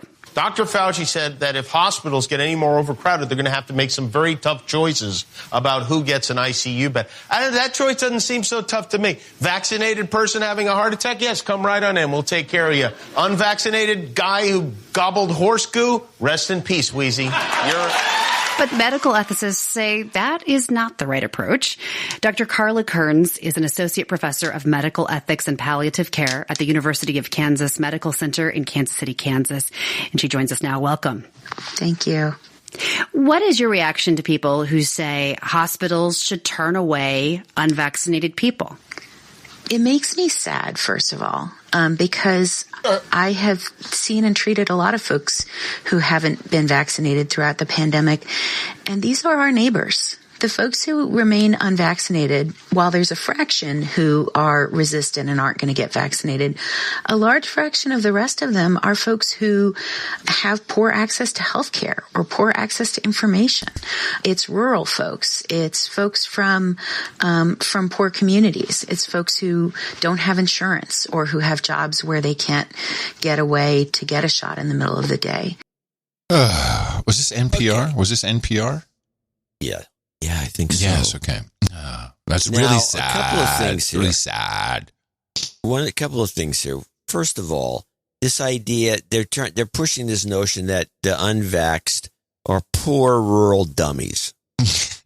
So there's that little element. They're trying to keep these poor idiots, they can't get vaccinated. They're our neighbors. They're our neighbors. They're our neighbors, but somehow our neighbors are across the tracks in the rural area. I don't know how that works. The dumb ones. Yeah. The second thing was the very subtle and subconscious, and I know he didn't mean to say it or do it, but Kimmel, when he says, "Oh, you're a vaccinated person having a heart attack." Heart attack, yes. I love that. I love the heart attack. Just slip that in. Mm-hmm. It's like he did. Yeah, well, I think it's coming across now that the vaccines cause heart attacks. People are like, oh, okay. Wait a minute. Yeah. So we didn't get that joke. But this woman here finishes off with some more of her sad story about how this is not the way to think. And then she mentions that, well, play part 2 because there's a couple more little items in here. And the second thing is, we don't do that. In healthcare, we treat people based on their need, and everyone could find themselves in need of healthcare. And just because you ate at McDonald's yesterday, or you were driving a little too fast, or you decided to go bungee jumping, doesn't mean that we don't treat you for what happens. An article in The Atlantic last week, which you may have seen, detailed another similar trend, which is people, particularly on social media, scorning those who are mourning their loved ones who've died from COVID and weren't vaccinated. And I just wonder how that strikes you. It's really a sign of the stress and tragedy of our times. Why would people be so angry or so mean? And I think the answer to that is that we are all tired and we're angry, and our lives have been disrupted for 2 years now. And some folks are facing things like having surgeries delayed, and they're looking for someone to blame, but they're also looking for a sense of control. And the idea that I got vaccinated, so I'm I'm going to be safe and it's their fault that they got sick helps almost as a psychological coping mechanism. It helps us think, well, this wouldn't happen to me. Oh, who was this millennial? Some doctor, but the thing that I think people are ignoring is that it's this deep-seated, this gloating over somebody else's misfortune is really a kind of and I don't want to say racist, but it reminds me of the Yellow Star and all the rest. As a Jewish bastard, let him rot. I mean, it's really the worst part of the human psyche is what you're witnessing when you see people like Stern or Kimmel or all the people gloating over the death of someone, saying, "Yeah, it's too bad he didn't get vaccinated. He should be dead." It's really sick. And sadly, that is human nature when people get into this state. I think it's hypnosis, but whatever it is, throughout history, this is never forget, although they should say always remember, but never forget the Holocaust. Yeah, what should we not forget? That you're the Nazis. We ourselves are the Nazis. That's what you're not supposed to forget. That happens every single time. And it's not just in the West, it's everywhere. And even in the West. How about the witch trials? We had so many things, just killing our own neighbors. That's who we are. All people. As long as you have the right set of circumstances and the right messaging, let's face it, the messaging is strong. And it's also backed up by reports like this. A hospital in Boston has denied a heart transplant to a man who's unvaccinated. Medical experts say the hospital's decision comes down to the likelihood of the transplant's success. A cold could kill you. COVID could kill you. The organs are scarce. We're not going to distribute them to someone who has a very poor chance of living when others who are vaccinated have a much better chance post-surgery of surviving. The hospital says it does everything possible to make sure organs go to patients with the best odds of survival. A death panel. Yes. Death panel. And as I'm listening to that, I have a couple of clips from The View today. And I don't want to play them. I just want to play one now because it fits into this. You're right. This is sick. These people who think this way are sick. And almost the way that guy sounded like, well, we make the decisions here. Oh, no, we're not going to let you. You clearly have much, much smaller, even though the chance of dying is 0.1%. Yeah, much smaller chance of surviving your heart transplant if you're not vaccinated. So it doesn't have COVID. But if you get COVID, and so why waste a good heart? That's really sick thinking from these people. And when I heard Whoopi Goldberg, railing on colleague Bill Maher, she said something in there that I believe was projection because it is true. It's not just people on the fringe either who are speaking out like this. And over the weekend, Bill Maher made a case for people who are vaccinated, boosted, and have been following the rules since all of this started. Take a look. I don't want to live in your paranoid world anymore, your masked paranoid world. You go out, it's silly now. You have your mask, you have to have a card, you have to have a booster, they scan your head. Like you're a cashier and I'm a bunch of bananas. I'm not bananas, you are. That's not really funny to people who have lost their kids to this vaccine, or people who've lost family members or dear friends to this. It's just, listen, nobody on the planet really wants to go through this. This is not something we're doing because it's, sexually gratifying. This is what we're doing to protect our families. Why did she say that? I've heard this clip and I wonder, and by the way, what happened to her? She looks like she's gained 150 pounds. Yeah, she blew up pretty big, yeah. Out of the blue. Yeah. Yeah.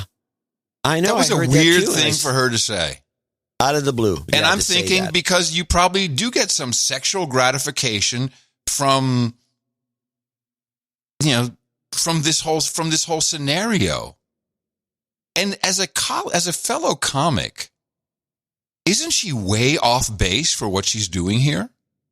Is that done? Did you criticize comedians doing a bit as a comedian, which she claims to be?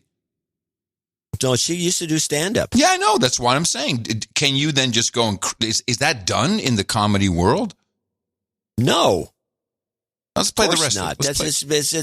It's a faux pas. It's a mistake. Let's play the rest of it. It's like stealing material. Let's play the rest of it. It's just, listen, nobody on the planet really wants to go through this. This is not something we're doing because it's, sexually gratifying. This is what we're doing to protect our families. And you don't have to do it, but stay away from everybody. Because if you're the one who's not paying attention and you're coughing and sneezing, you don't want to... Then stay out of the public, man. This is nobody wants this. I don't want it.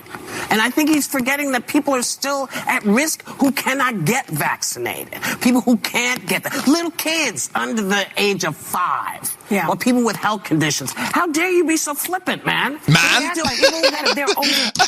Is that how comics speak to each other? How dare you be so flippant, man?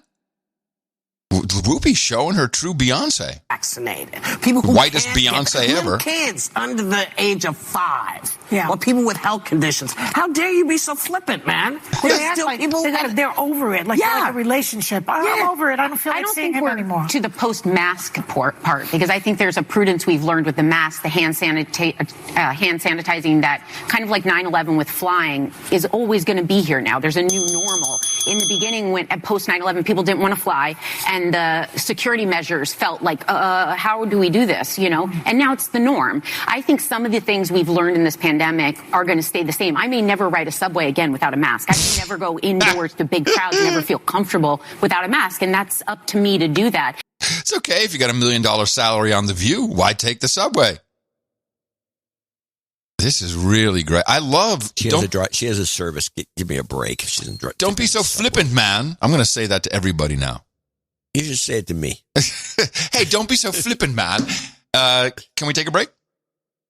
Don't be so... I do have some more of these vax things, but I'd rather take a break and do them later. I need a break because I'd like to thank you for your courage and say in the morning to you, the man who put the C in the Caliphate Cubs. Ladies and gentlemen, Mr. John C. Dvorak. Well... In the morning to you, Mr. M. Colonel. So in the morning with all the ships at sea, the boots on the ground, the feet in the air, the subs underwater, and all the dames at nights out there. In the morning to the trolls in the troll room. Hey, trolls, don't be so flippant, man. It's not cool what you're doing. This is real. I even kicked a troll out earlier this morning. For being flippant? Yeah, for being flippant. I'm like, I'm going to flip you out of the troll room. That's we no longer kick, it's flip. What did he say? I said Kamala Harris is not African American. Oh no, Biden said he would nominate a black woman, and all the reports are African American. And so, what did the flippant person say? Oh, speaks the guy who has one black friend. Come on, that was funny. It's funny, but it gets you flipped out of the troll room. Piece of crap. It was very funny, but I was just like, I'm kicking you out for that. That was too good. Who makes the jokes? Crap for banning people on your whatever it is. Blocking. I didn't ban him. I just flipped him out. He came right back in. It's just a joke. It says, in fact, that we need to change the words. Whatever the Dogen was flipped by Adam Curry. It's not a ban. It's not a ban. It came right back in. Flipped out. It's funny. Hey, if you want to be flipped out, go to the troll room, trollroom.io. Let's find out how many are waiting to get flipped out here for a second. Hello, trolls. They're scurrying around. Little trolls. 22:05 today on the count for the trolls in the troll room. They're listening to the show live. It is low.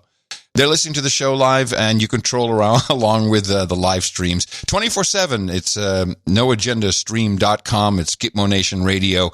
If it's not live, it's a pre-recorded podcast, but the troll room is always live, and we expect to see you there. Or follow us at noagendasocial.com. That's where all the cool kids hang out, the ones who are early on in. But, of course, there are many other places you can sign up and follow the action. Just follow John C. Dvorak at noagendasocial.com or Adam at noagendasocial.com. And we encourage you to move to the Mastodon, move to the Fediverse, get off of Twitter, stop wasting your time, and don't be so flippant, man. Seriously. Let's thank the artist for episode 1419. We titled that Sleep Equity. How could we not?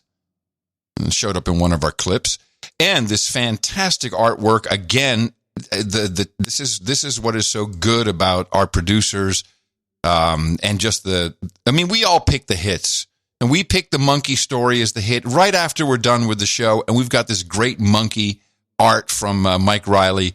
The news cycle flips, and it's, the lady who touched the monkey has symptoms. And so everyone's seeing this image, and we're laughing our ass off. And it was perfect, and Mike Riley nailed it with the time to add a monkey. Yeah, and he's a silly monkey. Very silly monkey. It's also very recognizable Mike Riley, by the way. I mean, it just looks Riley like has style. Yeah, he's got some style. There were a couple other things we looked at, I believe. Well, there was the monkey. We had a couple other monkeys. From Darren. Darren did a good monkey. Darren had a monkey. He had touched the monkey with the dump truck being crashed into. Yep. We had, did we have more swabs? Barrel of Monkeys, that was up there by somebody who did Barrel of Monkeys. Barrel of Monkeys. Ned Yeah. did that. Yeah. Was there anything we looked at seriously that we thought was good? A lot of kitty litter, furry litter. No. I don't think there was anything. I think there must have been. I don't think we went right to the Riley piece. What else were we looking at? Nothing kind of rings a bell. Let me look on the second page. There was a picture. A lot of people did the M&M thing, thinking that we would do the M&M story. Oh yeah, we didn't. Which is, go to Tim Pool for that. It's a lame story. Yeah, we don't do that. It's like, it's promotion for M&M's, for Mars, the Mars whole Corporation. Thing is designed to be a promotion for M&M's. Yes. Of course. And then not deconstructing any news, unless what we just did, which is a promotion. That's it. It's a promotion. Surprise. Yeah, never heard such a thing. Yeah. I think that was it, John. I don't think there was anything else. No, there wasn't. There is a picture down there of, I have to give credit to Roundy, who was at the meetup, and then they went to this protest. Yeah, we have a report from him later on. And he had to stop Karen sign up. Which was, I was curious about it because he was wondering, it got a lot of attention from the media because everything with the camera would take a picture of it because it stood out because he's smart. Yeah, he's smart. He knows what he's doing. I like the thing, so I contacted him and asked him about the makeup of the sign because it looked like a heavy sign, huge, but it was made out of styrofoam. The whole thing. Was that the red Stop Karen with the wig on it? Yeah. Roundy's genius. So they got some media attention. He wouldn't give anyone his name. No, why would he? You don't want to be hauled before the January 6th panel. Yeah, it's the last thing he needs. He'd be in the your response for January 6th. We don't need any of that. We will be talking more about. Actually, I'll have to bring in the view. He could have used a fake name. That's always funny. Yeah, but then it could be that the reporter's in the FBI, and that's lying to the FBI. What he should have done is said, "My name is Nick the Rat." I mean, that would have solved everything. But no. Comic strip blogger had been good too. That would have been another good one. Yes. As discussed in the newsletter, we will talk a little bit about the ongoing assault against podcasting, which is reaching the ridiculous and quite a conundrum for some of the people calling for deplatforming and policing. We'll get to that in our maybe C block. But for now, a reminder that podcasting is safe and secure if you use a modern podcast app from newpodcastapps.com, which also has 16 new features, including transcripts, which you can search, and images. Oh my gosh, you could see all the images we were just talking about. Newpodcastapps.com. Now, let us thank our executive and associate executive producers for episode 1420. And we kick it off with a $1,000 donation from David Arneson from Plymouth, Minnesota. And he says, Joe Rogan was right. Your show is great. Please don't change a thing. I'd like to be known as Dave Delecto, Knight of the Realm, and I'd like my dinner to be keto-friendly. Do I get a discount at the Renaissance Festival with this? Shut up, slave! I can't speak for any discounts at the Renaissance Festivals, but if there's a Renaissance Festival, all you have to do is drop an ITM, and you're in like Flynn. Shut up, slave! We got people at Renaissance Festivals everywhere. Do we? Oh, yes, we got a huge Renaissance. We got furries, we got Renaissancers, we got, you name it. We got burners. Burners? Yeah, Burning Men, burners. Burning Men are called burners? I think so. Huh. Hey, man, I'm a burner. Wow. Are you a burner? Don't be flippant, man. I'm a burner. I'm going to try not to be flippant. Okay, onward with Sarah Klassen. And she comes in with 66666666666. And she says, in the morning, John and Adam, it's my birthday. Birthday on no agenda. By the way, this note is long, Sarah. Long. What luck, she actually says. Now, I want to mention something, which is something needs to be mentioned, is I'm still without a mouse. John, So this is unacceptable. I'm How can you be? You could have ordered 10 mice. You know, here's what happens. I know this doesn't happen with you, but it does happen with me. I'm done with the show and I forget everything. Yeah, you're right off to the meth and you're done. Exactly. Mm-hmm. It's my birthday on no agenda. What luck. Today's my birthday, and it's a show day, and also the day I complete my quest for damehood. What better way to celebrate than to put up a seat at the round table? The only thing that would make it better would be for my handsome husband, Kelly, to become a knight so we could be seated side by side. Aww. But wait. Oh. This donation of 666.66 Canadian is actually a split. That's right. Please credit us each with a 333.33 executive producership. Oh. That completes, we'll put the names and Kelly and Sarah. This completes Kelly's quest to knighthood as well. Adam, would you please toss us each a penny? Well, of course. I happen to have one for you and a penny for Kelly. Big penny. It would henceforth like to be known as Dame Sarah of the Fraser Valley, where all the money was. Please knight Kelly as Sir Dude named Kelly of the Fraser Valley. For the round table, I would like to request a medium rare Alberta beef ribeye, which is a good quality product, and whiskey sours. Combination. Interesting combo. Yeah, I find it. I'm sure you find that just come on, man. Don't be so flippant. Cringeworthy. Cringy. Kelly would like a beef Wellington and whatever wine John thinks would pair well with a beef Wellington. Any good Bordeaux. That's Chateau Margaux. Let's go for it. Please say a happy birthday to my big brother Kevin and add him to the birthday list. I don't know if he's on there. I believe his birthday was on the is. 25th. Yes, he is. Big brother Kevin's on the list. We have a lot of birthdays and nights today. Yeah. We look forward to seeing our fellow slaves in the Fraser Valley this Saturday at the meetup in Abbotsford. Funny, could you please play Get Vaccinated? No. Shut up, slave. It's science, and I call bull crap. As always, thank you for keeping it real. All right. Soon to be Dame Sarah. Get vaccinated. No. Shut up already. It's science. I call bullcrap. Nice combo. Hey, I picked up my my quarter cow. Speaking of beef. You have a freezer? I do. I picked up a quarter cow from K&C Cattle in Austin. As I came back, I stayed with the New York banker Monday night.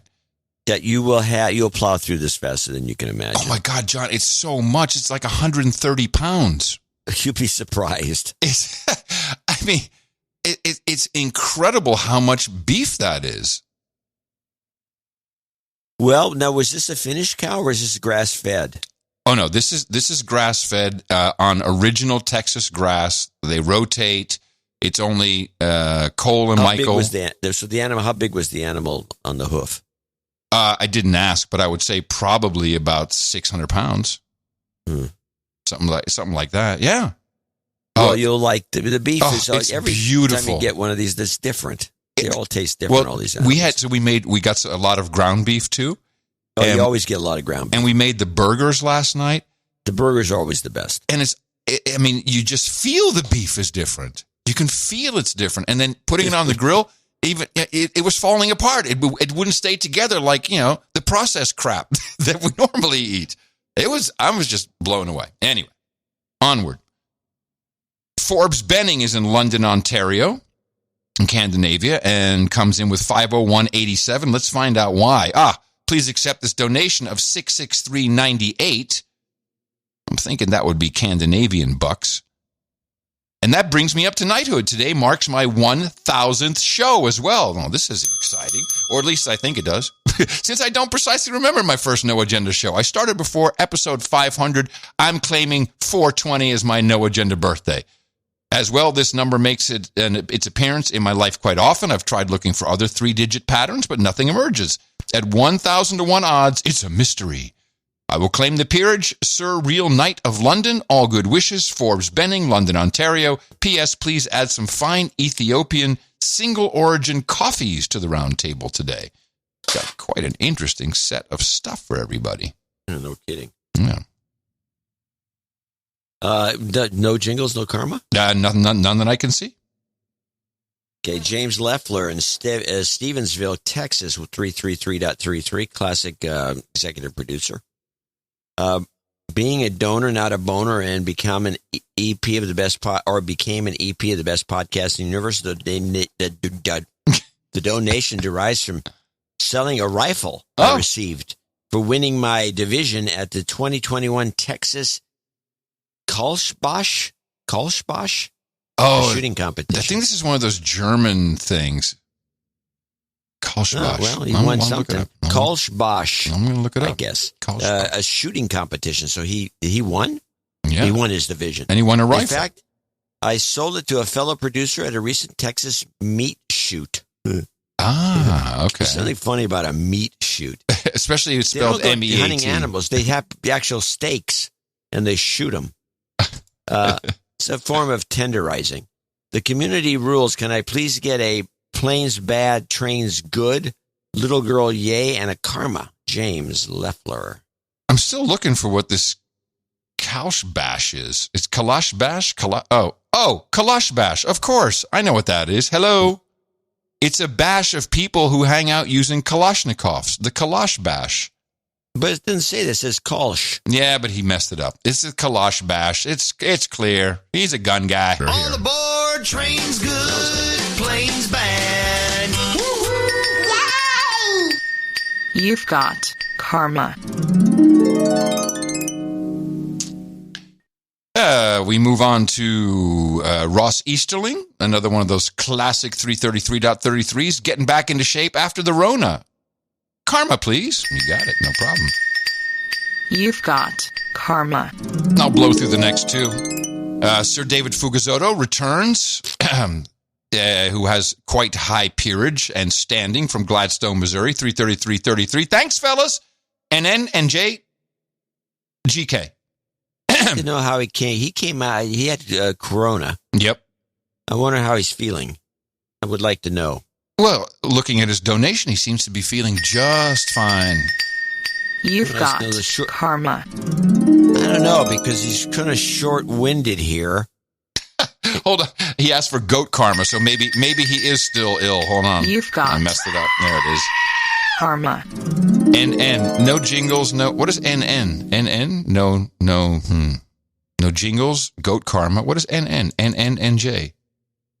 No jingles. NN. No. What is NN? No nothing. Okay. Timothy Madsen's in Lake Hopatcong in New Jersey, 333.33. Thank you for the hours of deconstruction and amygdalic shrinkage. It has certainly been a wild ride for the Keeper and I. Between losing our business, which was a gym at the outset of this BS, followed up by the constant threat of removal from my position for refusing to obey. Luckily, the injunction gives me a temporary reprieve. Please take this donation as a catch-up value, as in catching up, since Adam's second Rogan podcast. As the keeper said, I can't keep being married to a douchebag. With that said, please de-douche and hit me with some R2-D2 karma. And one little jingle, please. Just one 33 Rubbleizer. And then he has a little boots on the ground report. Been a federal employee, not a spook, for 17 years. This is interesting. We were handed tests recently. They came open, thrown in Ziploc bags with fabricated medical instructions that didn't match the tests we were given. Well, that sounds on the up and up. This happened this past Friday for use on Monday. The provided tests were, quote, RX-only versions, which according to the FDA are not authorized for home use, in lab only. When pressed on the command decision to provide tests that are unpackaged, unusable, and with incorrect instructions, they postponed the requirement. Of course, that postponement was couched as an abundance of caution due to the recent injunction. Thanks again. Let me know if you guys need anything, want more info. Truly giving me the stretch to fight the BS I've been faced with for the past few months. Yes, sir. You need some Rubbleizer, and I'm going to throw some karma in for you. India, Tango, Mike, stand by. 33, 33, 33. Rubbleizer out. You've got karma. Doug is next. Doug. 3. We used to have a guy named Doug that used to read the news on the. Well, Doug is still in the troll room. Yeah, but does he? Oh, yes, he does. That's right. Yep. He's the one who used to give out numbers to join the. And Doug still announces if there's a new show coming up. Yeah, Doug talks back. Doug has become sophisticated. Really? Yes, Doug is a bot, but it's a really smart bot. You'll see it if you go in the troll room, just at Doug, and you'll see it.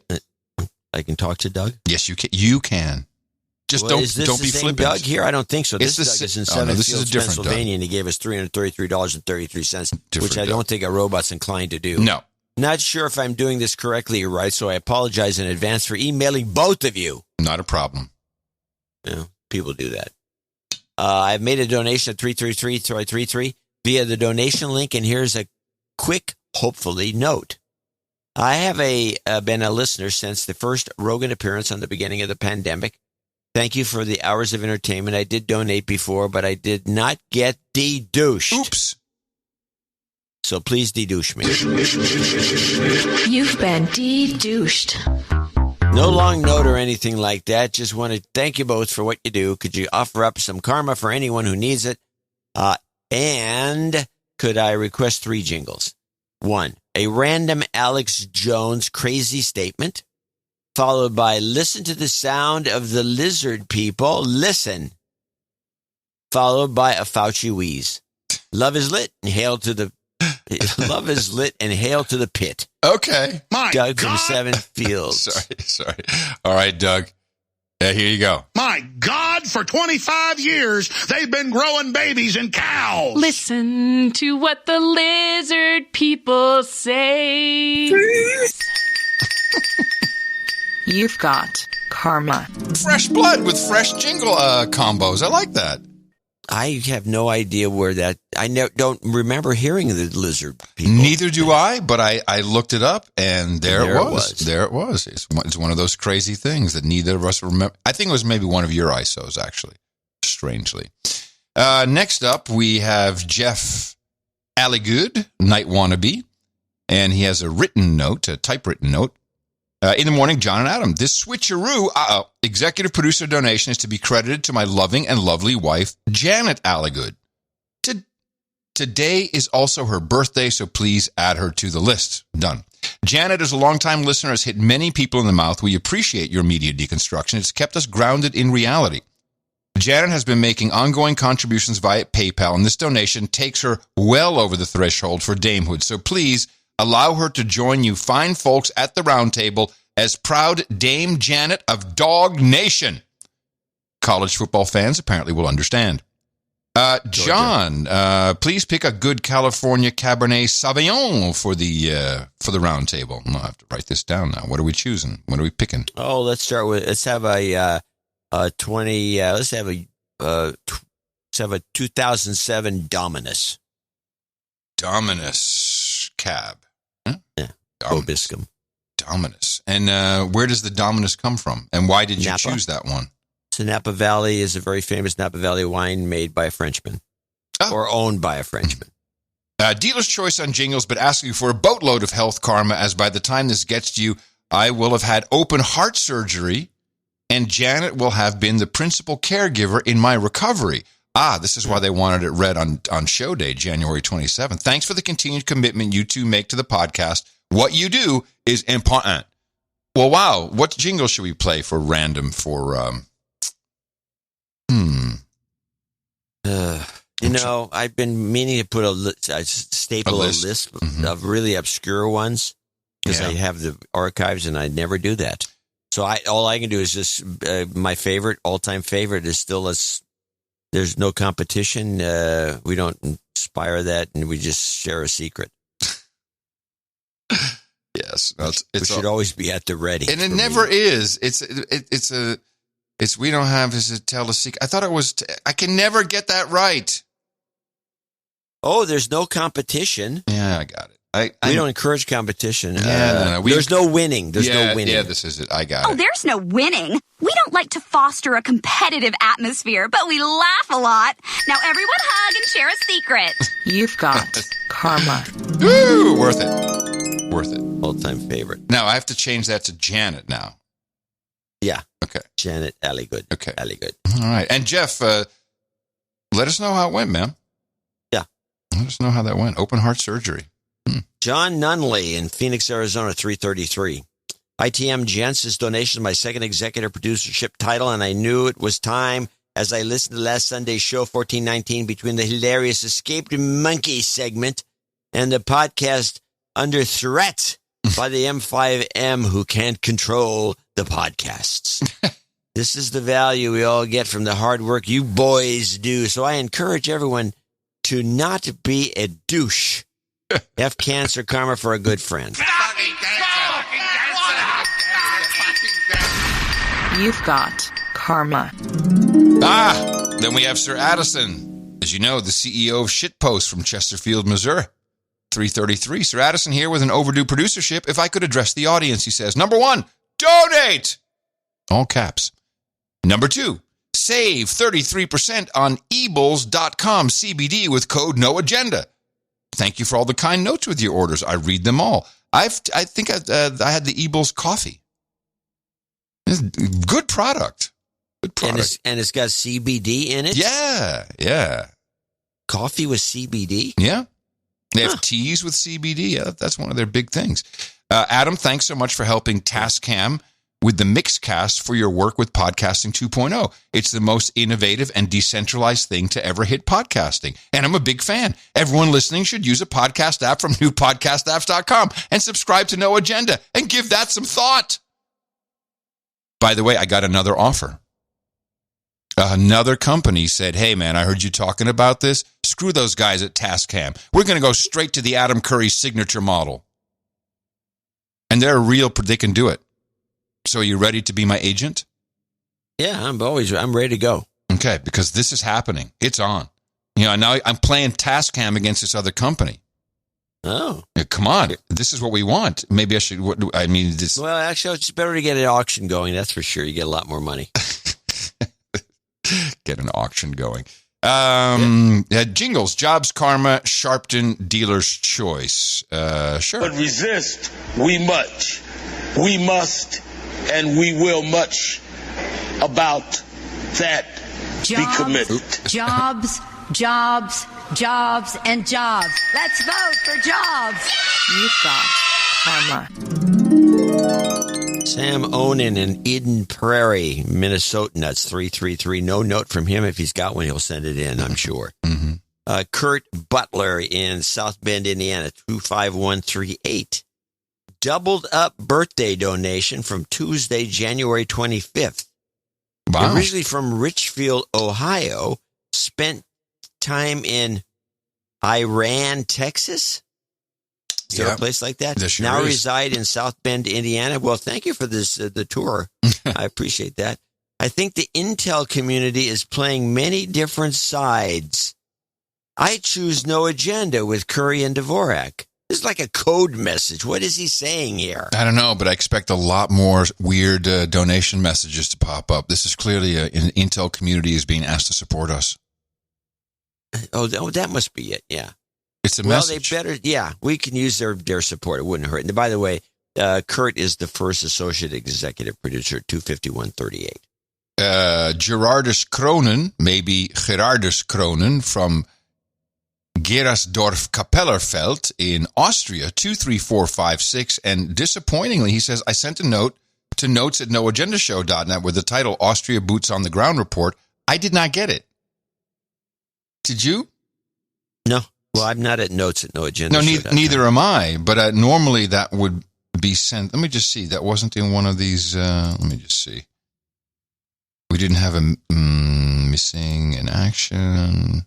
No, it says not received at noagendashow.net. So sorry, man. Send it to us. Send it to us again. Try adam@curry.com. Yeah, it must have been a typo. Shit happens all the time. Sir John Knowles. Let me get this one because you're going to have to get the next one. Sir John Knowles. Because it's 3 times as long. Think? Yeah. It just blows out the spreadsheet. These notes are too long. People have to realize that there's only so much room on it. You're hurting the show, people. You're hurting the show. 23456 from Murfreesboro, Tennessee. Hey, guys. I caught up on some accounting and just noticed I should have claimed my title of Viscount back in 2021. So here I am with an associate executive producer credit to claim it and update my title to Sir John Viscount. Nice. Of Murfreesboro, and he's on the list for that. Jingles, get vaccinated? No. All right. Get vaccinated. No. Kyle Rainey from Canyon, Texas, got a row of ducks, 22222, and has a couple of jingle requests, WTC7, Noodle Gun, and any Al Sharpton. In the morning, gentlemen, this row of ducks donation brings me over the halfway mark to knighthood. I donated $333.33 for show 1396, but as first-time donor, full-time dummy, my note was lost to the ether. I'm hoping to correct that with this donation. First things first, please de-douche me. You've been de-douched. And call out my friends as douchebags, John, douchebag, Drew, douchebag, and Davey, douchebag. As a young millennial producer, I'm 25, so I might have missed the mark to be considered a millennial. Nope, you're in the sweet spot. Who works in higher education, I can say that nearly all hope is lost. This is not encouraging. Even the few years difference between myself and the students creates a huge gap in our worldview. I won't get into the COVID BS I deal with, but let's just say I work in a liberal arts department. Okay, we're all ears. Adam and John, listening to you along with other podcasts like Tinfoil Hat with Sam Tripoli, JRE, OBDM, Higher Side Chats, My Family Thinks I'm Crazy, and many more, has done so much for me in my amygdala, as well as inspiring me to start my own podcast, which I did last year.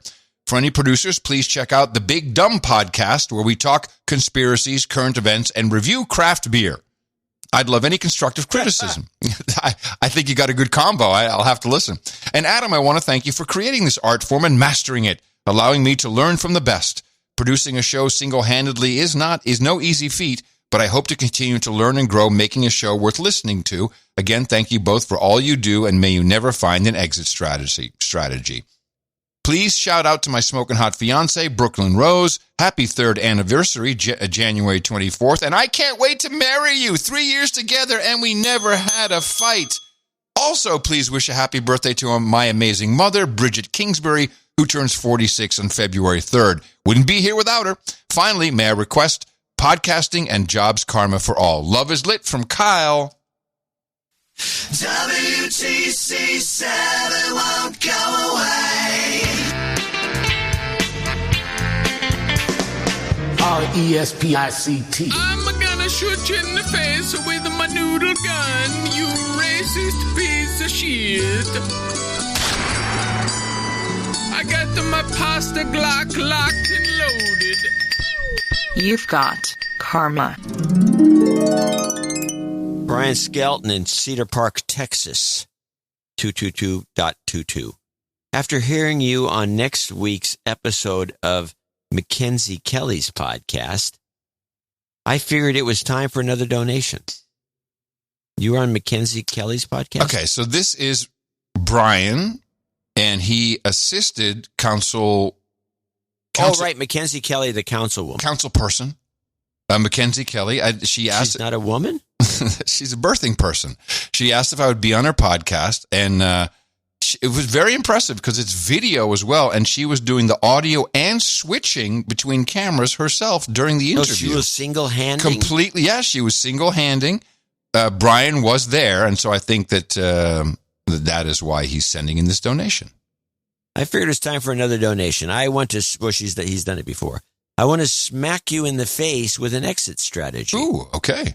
As you know, sometimes you want to go hang out with all the knights and dames. Open a bar in Austin called The Meetup.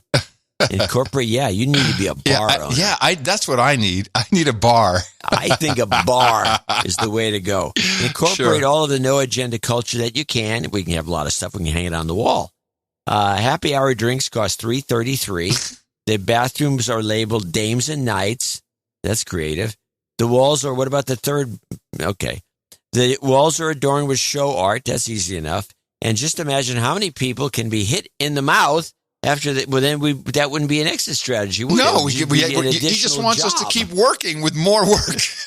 And now I'm a bartender. Okay. After they stopped in to check out a bar just because of the front window, which says hookers and blow. That would draw some attention. Every one of your worldwide fans would make this a tourist attraction. I think so. A must-do if they found themselves in Austin. It would be okay to authorize something like this, but not actually work there. It would be your own heart. It's like the Mickey Mantle Bar in New York City. He's never there. Do you know the Don Drysdale's? Do you know there's a we have 116 wineries in the Hill Country. There's an A.J. Foyt winery. Oh, did you say hi to A.J.? I think A.J.'s dead. What about his kid, A.J. Jr.? These are his nephews. So they bring the not even grapes, the wine from California. They got one of his cars there and some helmets. It's a winery. It's another themed winery. So why don't we do that? We'll do no agenda wineries easier. Might as well. Mm-hmm. Anyway, he says if you decide to move forward with this, we'll think about it. I'm not just an associate executive producer, but I'm also a manager and a dude named Ben. Bar manager, he says. Yeah, bar manager. Okay, well, you might be the guy. Yeah. So holla at ya boy. Love is lit. Let's do this shit. If this message is trash, please leave it out. Oh, well, thanks for that. He says, I don't want Mackenzie to think her friend is lame. No, man, you're not lame. No, not at all. Far from it. Yeah, I like the idea. You set it up, man. Call a meeting.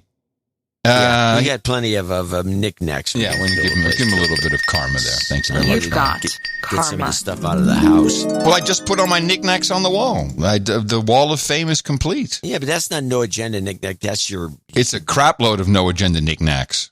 Oh, really? Yeah, the whole... I saw that wall. It was like it's like the Marconi Award. And no, the Marconi Award is not on there at all, so you didn't look.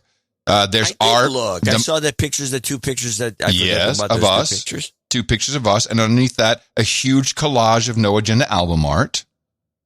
Mm-hmm. Oh, I didn't see that. But there's a bunch of gold records that we've never received one. Well, I just forgot to send you yours. Onward with Dave Bozeman from Wilmington, North Carolina. 202.22 enclosed is my donation. 20222 in honor of my upcoming Medicare birthday. John, please sometimes tell your listeners about the OG racial hoax, Tawana Brawley and the Rev Al's involvement. Love you guys. Please pay any Rev Al. Oh my God. We've talked about the Tawana Brawley case, haven't we? Oh, I don't remember. It was a long time ago. Yeah. Well, it turned out it was a hoax. There you go. RESPICT. Yeah, Mom. Thank you. Kevin Callan in Nashville, Tennessee, $200.33, and he wants some F cancer karma for 2 loved ones. Pew pew and resist we much. But resist we much. We must and we will much about that be committed. You've got karma. Stephen Schumacher, Xenia, Ohio, $200. Gentlemen, I really appreciate you and the value you have provided me. My last month's donation has put me over the bar for knighthood. Please de-douche me. You've been de-douched. In the interest of helping out with my name, Shoemake. No, maybe it is Shoemake. It's always been Shoemake. I thought we always thought it was dropped by PayPal. His name is Shoemake. No, we've decided. Okay. We've decided it was Shoemake. Oh, we've decided it's Shoemake. Okay, I'm sorry. Because he's always coming through as Shoemake, and there's no reason to drop an R in that name. Well, not long enough. He's fixing it for us. Please knight me Sir Shoe. So that would do. We should just call him Sir Shoe. Sir Shoe. Good to go. No jingles, no karma. Thank you, sir. Frank Duiverden. Duivenvoorden. Duivenvoorden? Yeah, it's Dove something. I wonder how he really pronounces it there in North Vancouver, BC. Duiverden. Duiverden? Duiverden, eh? I like the other pronunciation a lot better. Duivenvoorden? Duivenvoorden. Duivenvoorden. $200. And he says, here on the west coast of Scandinavia, where Dr. Bonnie Henry is a Fauci light. Yes. I've seen clips. They're a horrible person they got over there. Yeah, another rat. Another one we got to shave, whose head has to be shaven. Inspector. Yeah, gone nuts. Horrible people. And we're doing good compared to the rest of Get More North. It's a friendly kind of shutdown. Donated before he says, I need a de-douching. No, I don't. It's not necessary. Please keep up the good work at Jingles. He wants Obama, you might die. Little girl, yay. Shut up already. It's science, which is a popular one today. And some goat karma for everyone who needs it. We know it really helps. Adam, I remember seeing Rennie Froger singing Winter in America is Cold in the last countdown back in the old country. I have been listening for years now here in North Van Scandinavian. Time for a real donation. Keep up with the good work. What's he talking about? My very last show before I left for MTV, I was on television in the Netherlands. It was I was leaving in winter, and it was a big deal when I left. I was super famous, and I had one of the top guys in Holland come in and sing "Winter in America is Cold," which I requested he sing, the classic Doug Ashbourne. And some people remember that. What is that? He does. Yeah, 40 years ago, almost 35. Hey, why did you even remind me of this? You might die. Yay! Shut up already. It's science. You've got karma. And finally today, our final associate executive producer, Anonymous from Chicago, Illinois, $200. Hey-oh, says Anonymous. Here's a few love bucks for all your efforts. If you haven't already discussed it a million times, I started listening in the summer of 2020, I'd love to know more about your process. Are you organized, scheduled, have particular routines you always follow to arrive ready for show days? Or is it all over the place? I would guess with so much info coming, there's got to be some pretty serious methods in place. However you do it, I'm damn grateful. Just a little Al Sharpton for the folks, because it can't not be funny. I think we should disclose our process. I don't think anyone has actually ever asked us that. Well, we say it. We tell people every once in a while, but we don't do it formally. And I'm going to, first of all, it's not scattered. It's very rigid. At least mine is. Should we just say rule number one? Should we just say rule number one right off the bat so everybody understands we have a rule number one? Rule number one. We don't talk outside of the show. Yeah, this is true. If we do, we screw up the show. Yep. It's really a disaster. And anything we talk about beforehand either doesn't get mentioned or we screw up the bit. It screws up the show. Yeah. We would do it. We would yak, and it would be screwing up the show. So we just know. We know better. Yep. We know, and we have policies in place. And that's it. That's our policy right there. But the process is I work on clips all day the day before, and I get up an hour before the show and look at my clip list, which I sent to Adam the day before, and then I try to remember what these clips are because it's pretty hard to do. And that's John's process. Yeah. Adam's is different because he's got a different time schedule. All day long, I am doing email, filing them in a system called the Freedom Controller. It saves offline versions of everything so that we also have all these articles available at bingit.io for the search engine. It goes in the Freedom Controller. It's mainly what comes in through email, through Twitter, I would say, and then whatever I'm watching. All day long, I'm watching usually MSNBC, CNBC, CNN. I watch Tucker Carlson at night just for enjoyment, but rarely get anything good for him. In fact, I see a lot of things that we did the day before, which their producers definitely pick up from us, which is fine. And then on show days, I start to file everything into separate buckets, and then I do all the clips. So I'm up at 5:15. At 8 o'clock, I'm collecting the clips that people have sent me, but recording most of them, editing them down, editing the meetup reports, all this stuff, finding all the jingles people want for their requests, getting John's clips, putting everything into folders, lining it all up, making love to my wife. I do that on show days, just a quickie, smoke a joint. I do that a lot. And then by the time show rolls around, I only have an opening thing to say, and then depending on what John says or where we go is where we start. That's the process. Yes, the show, we should mention, the show is ad-libbed. Yes, unscripted. And live to tape before a live studio audience of trolls. Unscripted live to tape with an audience of trolls, which Adam monitors, I don't.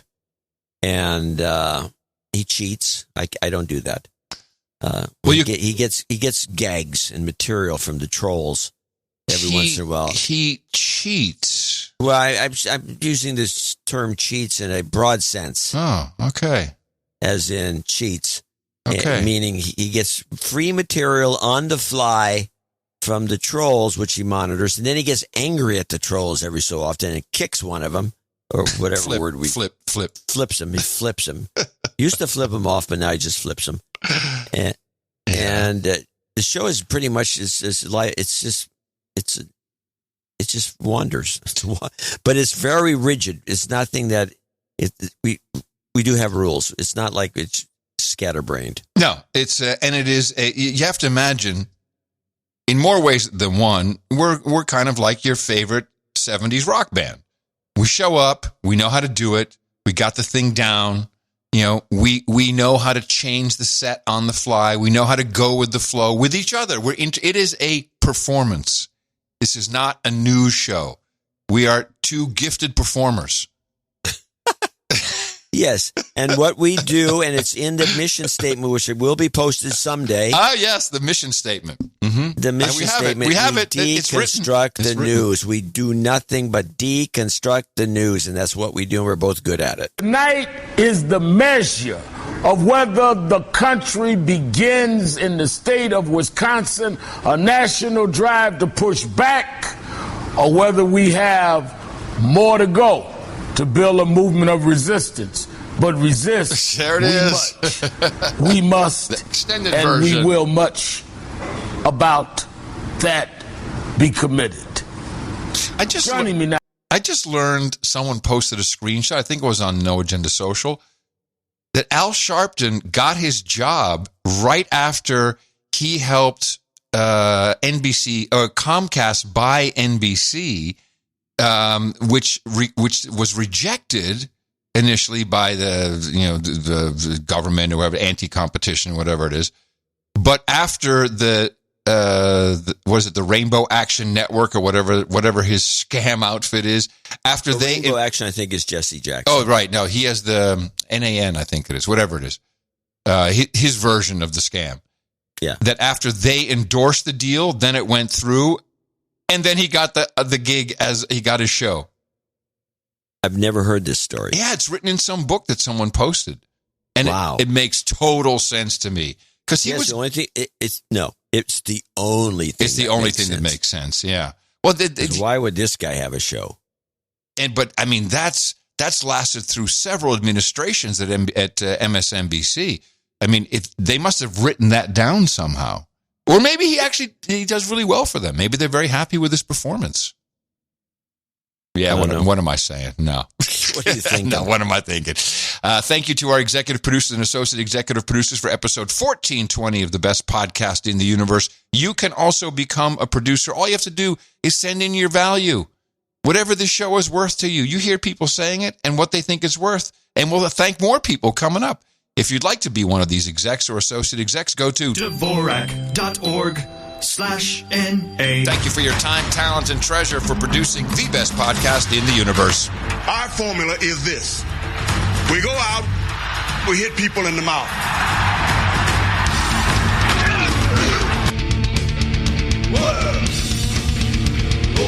I call bullcrap. Shut up, slave.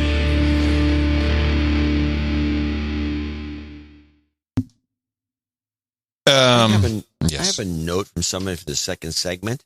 Okay. I wanted to read. Well, we have a couple. You got to get it on the mic because you're drifting. Oh, when I read, I always turn to. I know. I'm still on the mic, but I'm not down the mic. It's really annoying. This mic, you should be able to talk over it a little better. Otherwise, I have to put the note here, which I've moved it. You should see. Do you see what I'm doing? Yes, I see exactly Please where find the the note enclosed. is. The guy sends us 8008 coming up as a boobs donation. Boob. I know how good it feels to wake up knowing you've made a difference in someone's day, and he commends us both. He's a real massage therapist in Los Angeles who loved his vocation, but who has since seen his 21-year-old business dismantled by the COVID scamdemic. The Epstein and Robert Kraft massage crap didn't help either. I want you to know that legal therapists in California have tried for years to get the state to crack down in California on shady massage parlors where no one is licensed, but they shrug and act helpless. And we even went so far as to send lists of the locations that actually advertise sex work through nasty websites like Rub Maps. Rub Maps? This is new. Rub Maps? Yeah, Rub Maps. The Fed shut down Backpage, but its customers just migrated to private pages on the Signal app. Ooh. For all you guys out there. When I asked a client who happened to be an attorney for the city of Los Angeles for any advice, she divulged that the city of LA stopped all investigations into the matter when it was determined that many of these places were in fact frequented by the LAPD officers. Huh. And who knew? And a couple of the massage parlors were actually, in all caps, owned by cops. Yeah. So I went to the website, rubmaps.ch, subhead, where fantasy meets reality. This is pretty blatant. Erotic massage parlor reviews and happy endings. This is not stealth by any stretch of the imagination. Kerrville, right down the road. Hey, you can get a handy for $60. Nice. This is steal. Oh, wow. I want to finish this guy because he sent us both please take me away from this. Okay. But he sent us a couple of T-shirts that basically the T-shirts say they tried to kill us. We hear though. And so the wehearthough.com, we hear though, THO, wehearthough.com, 30% off for the code. You use the code friends and family though, THO. 30% off these T-shirts. They're kind of cute. They look like the Intel inside of logo, but it says they tried to kill us. We hear though. And he sent one for me and one for you. Sent it forward to you. And I figured, well, I'll just tell Adam about it. That should be good. Yeah, just tell me about it and never send it to me. Thanks, John. Yeah, that's really nice. Should we do these? I think we have two make good. Should we do them here? Get those. Oh yeah. Well, yeah. Let's do it. We're in the reading out of the way. Hold on a second. I'm putting the stuff in here. Yes, we have two. We have a make good from Abhilash Kumar. Remember, from India. We got his donation through a wire transfer, and he says, "Thanks for the call out on the last show for my donation. Unfortunately, you missed my karma. Could you please give me a jobs karma to help with my move to Kuala Lumpur and my current company? With my current company, I hope they don't stiff me on my expat salary." Absolutely, man. We're going to give you a big piece of jobs karma. Jobs, with a goat. Jobs, and jobs. Let's vote for jobs. You've got karma.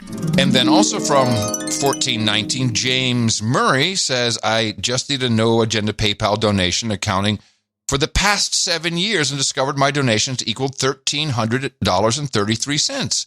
I could have been a knight a year ago, and I didn't even know it. I would like to be knighted as Sir Steam Monk, ST34M Monk, so it's Haxer, of Huntington Beach, California. No jingles or karma. I would like Nick the Rat to be served on a spit at the round table. If he's not being... we're roasting Nick. I'm also throwing an extra 333.33 in for the upcoming year of outstanding analysis and entertainment. Thank you, too, for what you do. No jingles, no karma. Thank you very much. Appreciate that very much. Is he on the list? No, we knighted him. We did knight him. We didn't give him. We can do him a title upgrade or something. Title change. No, actually, I guess we didn't. We didn't knight him. He is on the knight list. Oh, okay, good. Excellent. All right. Where are we now? Where are we at? Well, I was going to do some more of this vaccine stuff. Yeah,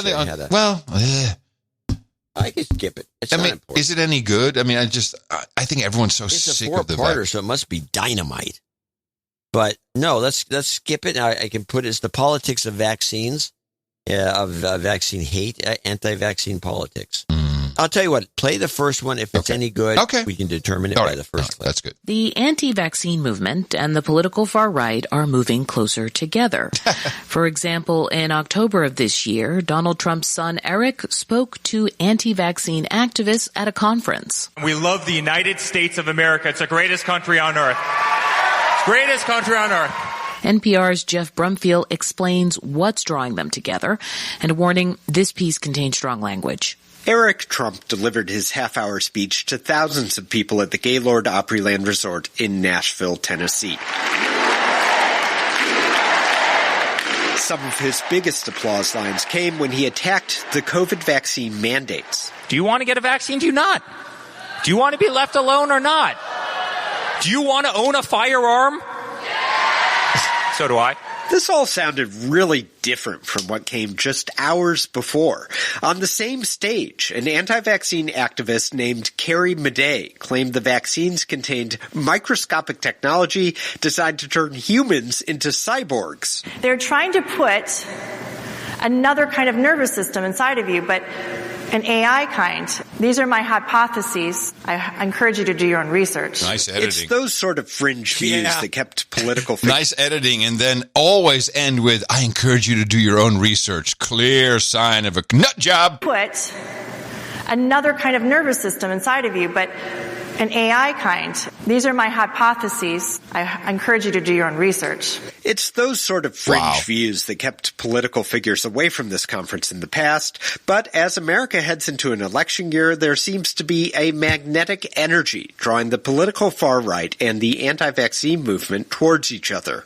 The promise is more power for both sides, but the cost could be thousands of American lives. To understand what's going on, first, you need to understand where the two sides are coming from.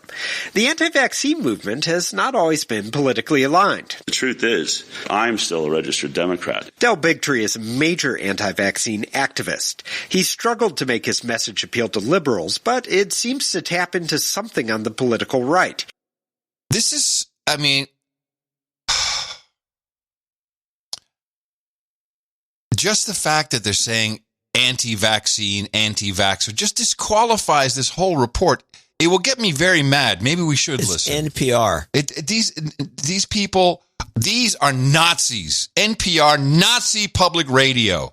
Yeah. Nazi party radio. Nazi party radio. Nazi party radio. You guys are Nazis. Your heads will be shaven. You'll be marched naked down Main Street. Huh? I said you're a wishful thinker. No, it's going to happen. It's on. Don't be flippant, man. I want to hear part 2 now. I'm angry. He still remembers the first time he noticed. He was invited to speak about a documentary he'd written and produced at a conservative women's group in Texas. By the way, stop. Can this a guy that doing the voiceover maybe blow his nose, or is he coked up? Yes. National Party Radio. Nazi Party Radio. coked up. He still remembers the first time he noticed. I'm on NPR. He was invited to speak about a documentary he'd written and produced at a conservative women's group in Texas. They loved it. Clearly, I was shocked as a lifelong liberal progressive that I was, hugging and hanging out and having a great time with a bunch of extremely conservative mothers and grandmothers. Bigtree has been banned from social media platforms like YouTube for making false claims about the dangers of COVID vaccines. But as the pandemic has dragged on, his conservative audience keeps growing. Often he speaks at conferences alongside people who claim the election was rigged and promoters of QAnon conspiracy theories. Unless there's going to be a white supremacist, on the stage, then, or I find out that there's something that I truly find distasteful, then I see that stage as simply an audience that I want to have hear this message. It's a numbers game. He wants to grow his movement, and he'll talk to anyone who will listen. Now, on the other side of this alliance are far-right conservatives like Trump's former political advisor, Roger Stone. Oh, brother. Most of you know my story. He was convicted of lying to Congress about the Trump campaign's ties to Russia. Now, I stopped it there. Because what did he just do, this guy, this adenoidal voiceover Connected everything evil to Russia. To Trump. Trump. Well, Trump, yeah, of course. But he says, but that's not what Roger Stone was convicted of. He was convicted of lying to Congress, and he was convicted of a bunch of administrative screw-ups. Let's see what they said here. On the other side of this alliance are far-right conservatives like Trump's former political advisor, Roger Stone. Most of you know my story. He was convicted of lying to Congress about the Trump campaign's ties to Russia. No, he wasn't. Exactly. Good one. Good catch. Nazi Party Radio. That's exactly right. Jeez. All right. Now you got me. I'm going to take it. I'm sorry. I was going to kill it after the first one, but you can play part 3 if you want. It's just annoying the whole way through. Well, what's a little infuriating about it is this is the chaos they want. Let's get everybody hating each other. NPR is being very divisive. They're using extremely loaded terms for people who may not want mandates, calling them anti-vaxxers, conspiracy theorists. It's shameful. And they probably poisoned this guy. That's why the nose thing is like that. He's probably going to die. Stone was invited to this conference by anti-vaccine activists Ty and Charlene Bollinger. He sees vaccines as a potent wedge issue that can motivate conservative voters in the upcoming election cycle. Do you think that going forward, the vaccines are going to be something that people are willing to fight over? An enormous amount of public polling, which I think is honest. I mean, legitimate polling shows that it is. So we don't get to decide. We read what the public is saying as a political strategist, and you have to respond accordingly. I think it is highly likely that this will be an issue in the 2022 elections. Vaccine mandates may be a good way to get out the conservative vote. It's a fight about the role of government and personal liberty. But add in the views of anti-vaccine activists, and that whole fight gets punched up to another level. Just listen to Del Bigtree. I believe that this vaccine approach, this vaccine itself, this brand new technology is so incredibly dangerous that we are actually putting our species at risk. Good for that you, kind Del. of rhetoric, even though it's false, creates an existential crisis. It's this synergy between real politics and imagined dangers that's bringing these two movements together. But there's a side effect. Many thousands of conservative Americans are dying from COVID, in part because they're... Well, you should be encouraging this then, dipshit. Being pummeled with a lot of bad information about the vaccines. Liz Hamill heads public opinion research with the Kaiser Family Foundation, a nonpartisan healthcare think tank. She says misinformation is now a major barrier to vaccination. We find a huge correlation between belief in misinformation and being unvaccinated. And Republicans are on the receiving end of a lot Jesus, that was like let me just hear that. these people, this is propaganda. Let me hear that again. Think tank. She says misinformation is now a major barrier to vaccination. We find a huge correlation between belief in misinformation and being unvaccinated. And Republicans are on the receiving end of a lot of that misinformation, which comes to them daily through conservative media channels. Kaiser's polling found that 94% of Republicans think one or more false statements about vaccine safety might be true. I love the nonpartisan think tank. Always humorous. It's a nonpartisan think tank. Mm-hmm. What nonpartisan think tank is this? If you ever look at these nonpartisan think tanks, you ever look at the board of directors, they're all a bunch of Democrats. Yeah. There's two kinds of think tanks. There's the nonpartisan one, which is all Democrats, and then there's the partisan ones, which is all Republicans. Yeah, true. All right. Well, thank you. I'm excited for the final clip in this series. Well, I'm sorry I did this. No. I'm happy you did this. But I do have something to say afterwards. Hamill has watched over the past 8 months as Republican vaccination rates have fallen further and further behind the rest of America. Today, an unvaccinated person is 3 times as likely to lean Republican as they are to lean Democrat. Oh, really? To see the impact of this vaccination gap, NPR checked COVID-19 death rates against 2020 election results. What I'd like to know first, when you get vaccinated, do you either A, enter your political affiliation on your card, or do they cross-reference that? Or how do they get this information that it's people who lean Republican? How do they get that information? They take the non-existent database of everyone who's been vaccinated and double vaxxed and then boosted. Mm-hmm. They take the non-existent database of those people and they run it against the voter rolls. Oh, good. The trend was clear. Since May, when the vaccines became widely available, counties that voted heavily for Trump experienced nearly 3 times the death rate from COVID-19 compared to those that voted for President Biden. They also had far lower vaccination rates. When asked about Republicans' low vaccination rates, Roger Stone said this. Each person must make their own choice. God bless them. So it doesn't bother you? You're not worried about Republicans potentially getting COVID, getting sick, not having the vaccine? I actually think that the taking the vaccination probably enhances your chances of getting the disease. So I guess I'd be more concerned if I were a Democrat. That last statement is contrary to all the scientific and medical data available. Stone also declined to say whether he was vaccinated. He doesn't care if people are dying and he's spreading, pardon my French, quasi-medical information. They don't care about that. They just care about winning. It's the worst element in American politics Projection. Today. Annette Meeks is a lifelong Republican. She heads the Freedom Foundation in Minnesota, a conservative think tank. Meeks has seen the data on vaccines, and she's watched people she knows get sick. She is worried. To see people reject those vaccines based on pseudoscience or worse, lies, and to see lives lost is a tragedy beyond words. Every single one of these people is on my list. You wanted to say something. Yeah. I'm a little irked by the fact that we've not picked it up. We don't notice it. We don't talk about it. Nobody does, in fact. And this is a good use of the word conflation. The conflation between the lousy vaccines that are dubious at best and the mandate refusal or the protests against mandates. Yes. Which is now just called anti-vax. When it's not true. No.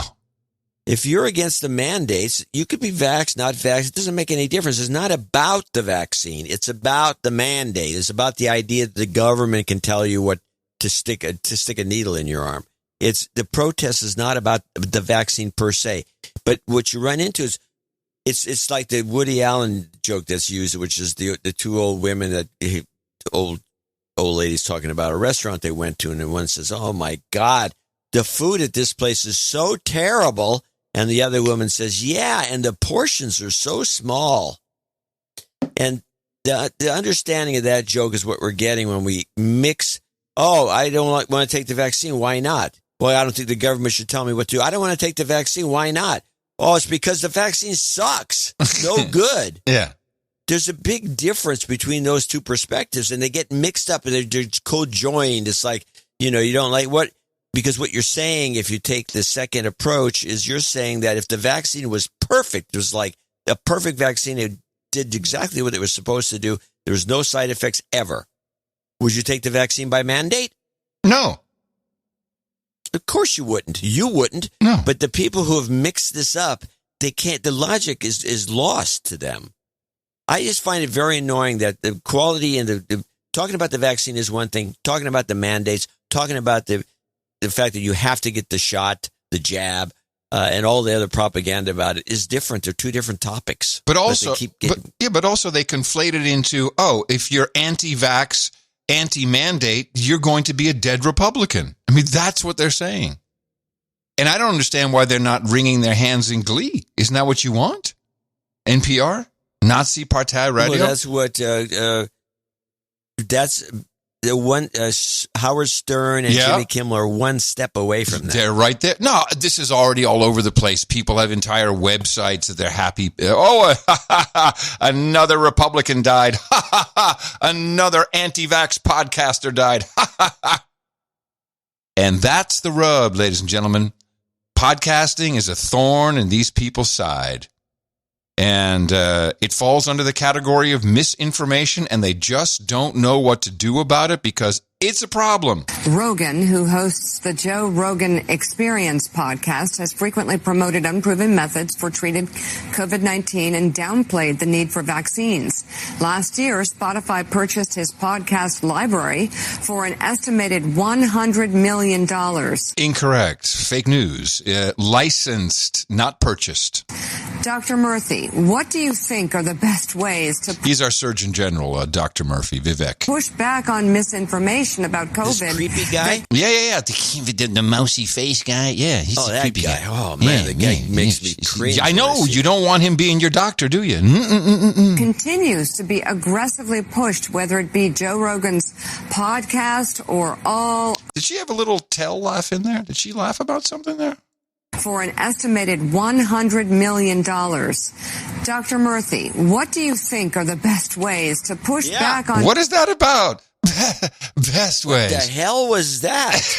I mean, seriously, why did she do that? Dr. Murthy, what do you think are the best ways to push back on misinformation? Oh, no, I think it's exasperation. That's Nicole. Oh, what are the best ways? What's the best ways? You think? Yeah, I think she's exasperated. Sounds like a laugh to me. She's exacerbated by Rogan. Dr. Murthy, what do you think are the best ways to push back on misinformation about COVID that continues to be aggressively pushed, whether it be Joe Rogan's podcast? Or all over Facebook? Oh, Mika, it's such an important question because we can have the best science. I'm sorry, this is not Nicole Wall. This is Mika. I'm sorry, it's Mika. Oh, Mika's the worst. Mika, oh, yeah, that has to be exasperated. She has no humor whatsoever. There you go. Well, Mika, it's such an important question because we can have the best science available. We can have the best public health expertise available, but it won't help people if they don't have access to accurate podcasts. No, well, we're going to get there. But it won't help people if they don't have access to accurate information. There's something I've always believed as a doctor is that people have the right to make their own decisions, but they also have the right to have accurate information. Bull crap. To make that decision with. I know when it comes to how we root out the misinformation in society right now and give people access to actual accurate information, we've got to do several things. Number one, we've got to recognize that our technology platforms, whether particularly social media, these have an important role to play. These are the predominant places where we're seeing misinformation spread. These platforms have still not stepped up to do the right thing and do enough, I should say, to reduce the spread of misinformation. But each of us also has a role to play here because we all have platforms, and particularly if you're somebody who has a large following, whether you're an entertainer, a politician, in the media, it's your responsibility, all of our responsibilities, to make sure that we are thoughtful in what we are sharing. This is not just about entertainment. It's not just about garnering clicks. This is about people's lives. And we have seen time and time again that misinformation costs people their lives. So, we all have this is not just about what government can do. This is about companies and individuals recognizing that the only way we get past misinformation is if we are careful about what we say and we use the power that we have to limit the spread of that misinformation. That's going to be a critical part of how we get through this pandemic. Yeah, baby. We need to use the power that we have. Let's use some power. You know who's got power? Old dudes got power. All right, you won't be able to listen to Neil Young on Spotify anymore. The streaming service is honoring his demand to be taken off the platform. Young is angry at Spotify for featuring comedian Joe Rogan's podcast. Young accuses Rogan of spreading misinformation about COVID vaccines. Spotify said in a statement they regret Young's decision, but they hope to welcome him back soon. Now, this was kind of interesting, Neil Young doing like a 60s protest type thing. Hey, I don't want my music on there. And everyone goes like, who's Neil Young? Okay. Unfortunately, that's probably true. Yeah. And I don't think he has the right, because there's statutory rights that as long as it's licensed through ASCAP BMI, I don't think that he has the right to pull the catalog, which makes it even funnier because Spotify went, okay, bye. I'm not even going to argue with you. Just take your stuff right off. Which there may even be a statutory right. They have to put it on. I don't know. There's definitely not a right that they have to put it on. There's no way. The music licensing is so messed up. But I'm going to agree with you. I'm going to agree with you. I'd put money on that one.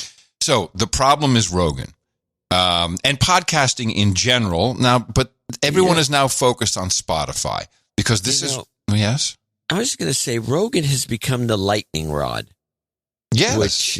Which I find to be fascinating because I just don't imagine that he'd ever expected to be the lightning rod guy. All he does is interview a wide variety of people. And this whole lightning rod thing began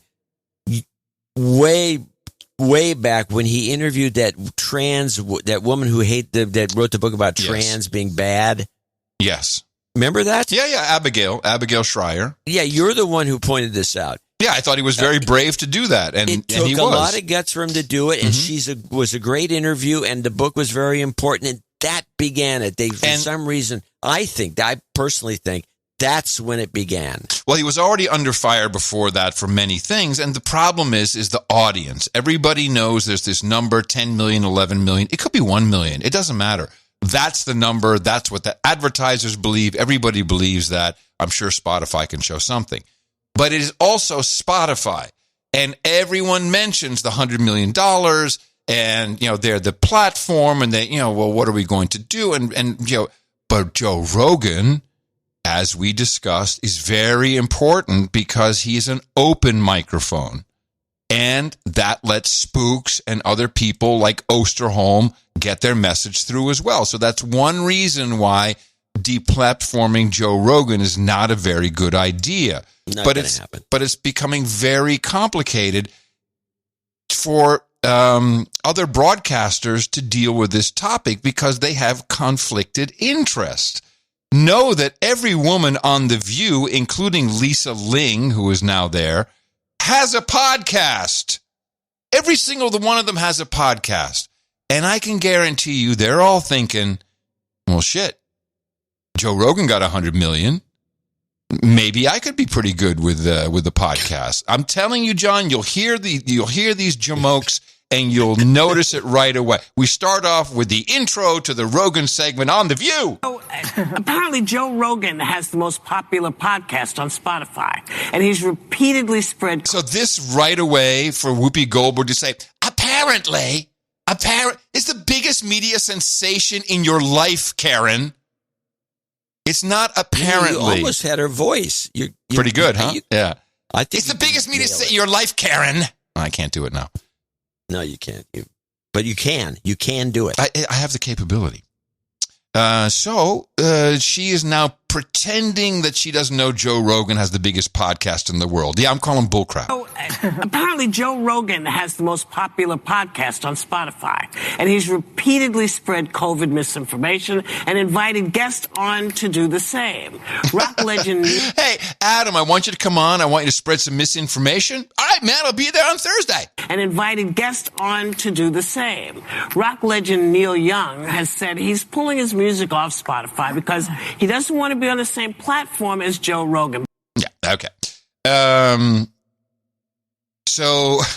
Sunny Hostin is the lawyer, and she's had a makeover in the past year and a half. She's got her hair all frizzy. She's got a Beyonce vibe going on. She has her own production company. She's doing shows for Netflix. She has podcasts on Spotify. So is she going to really bite the hand that potentially might feed her millions of dollars if she can play her cards right?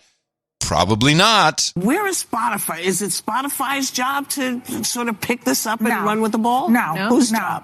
It's not Spotify's job. We have a First Amendment in this country. We have to stick with it. You can't just pick and choose when you want to use the First Amendment. I disagree with that. Okay.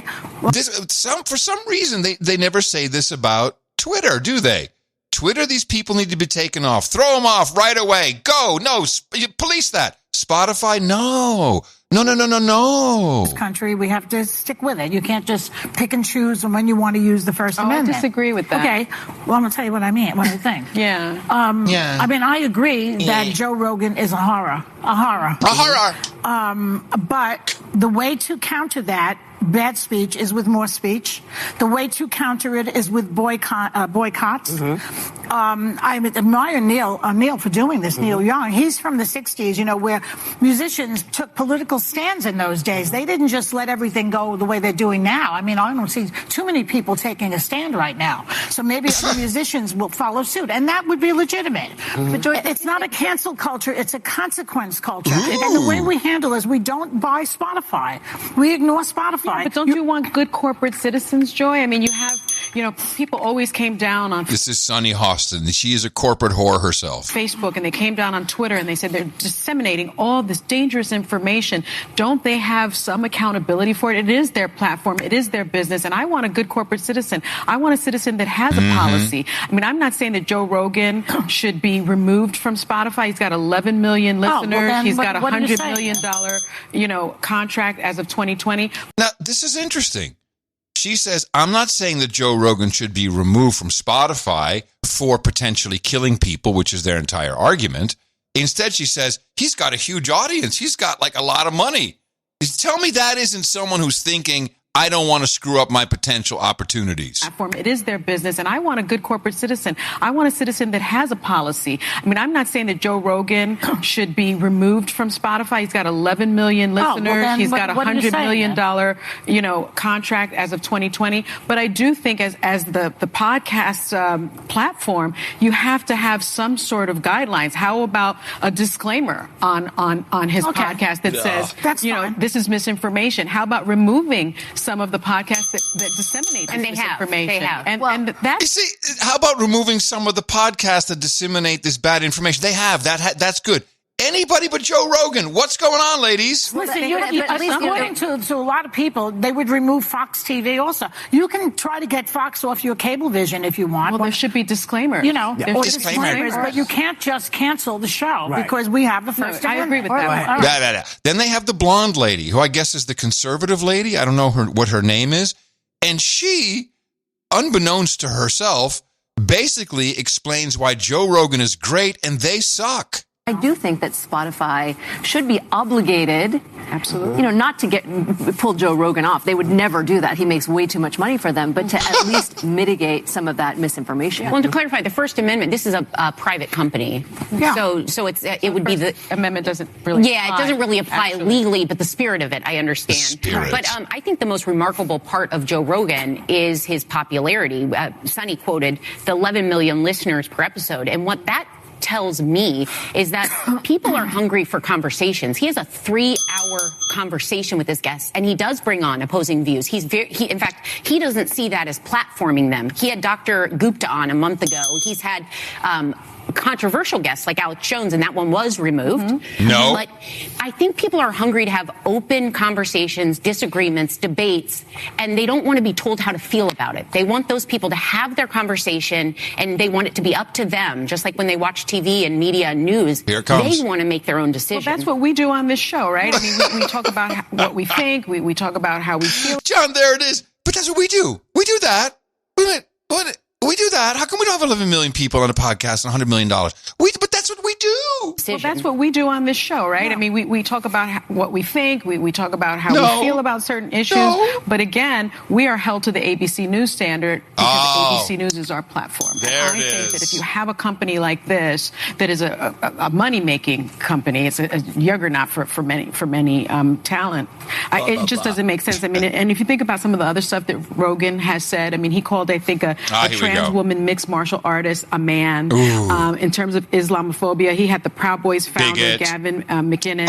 He used his appearance to argue that Muslims are too inbred for the U.S. to accept as immigrants. And in terms of racism, in 2013, he said that he's walking into a black neighborhood and he felt like he was walking into Africa and watching Planet of the Apes. I mean, I understand he has a right to say that, but this platform needs to police Yes, Spotify, please note, Joe Rogan's a racist, a transphobe, and misogynist. We're better, The View. And we understand the law. We understand the First Amendment, like this last ditty. When it's hateful speech like you just described, is that equivalent to yelling fire in a crowded theater? That's the question. That's a very long conversation, but the yelling in a crowded theater may not be. I know, but it is a dangerous thing, and you're not supposed to do it. Well, they'd rather you didn't. How dumb is Joy Behar? She believes that yelling. There's no depth to her stupidity. It's wide and deep. Do you think that at some point someone will actually argue that hate speech is the equivalent of yelling fire in a crowded movie theater because it could get a trans woman killed? This has been already done. I didn't know People have made this assertion. I have not heard on this show that they did it right there almost. Well, this is the first time I've really heard it, like the comparison with the yelling fire. I've heard it. Oh, okay. Well, that shouldn't stick, Same obviously. Thing. Should Hate not speech, stick. Yelling fire. Same thing. Yeah. So podcasts, they can't stand it. And they're seeing their own demise in front of them, and I think that they're all interviewing for a job over at Spotify. Hey, man, we didn't throw you under the bus, okay? Promote my show. It sounds like that to me too. That they're I think the point you made it early, and it probably should have hounded on it a bit or pounded on it, which was they don't feel this way about Twitter. Nope. Take him off. Yeah.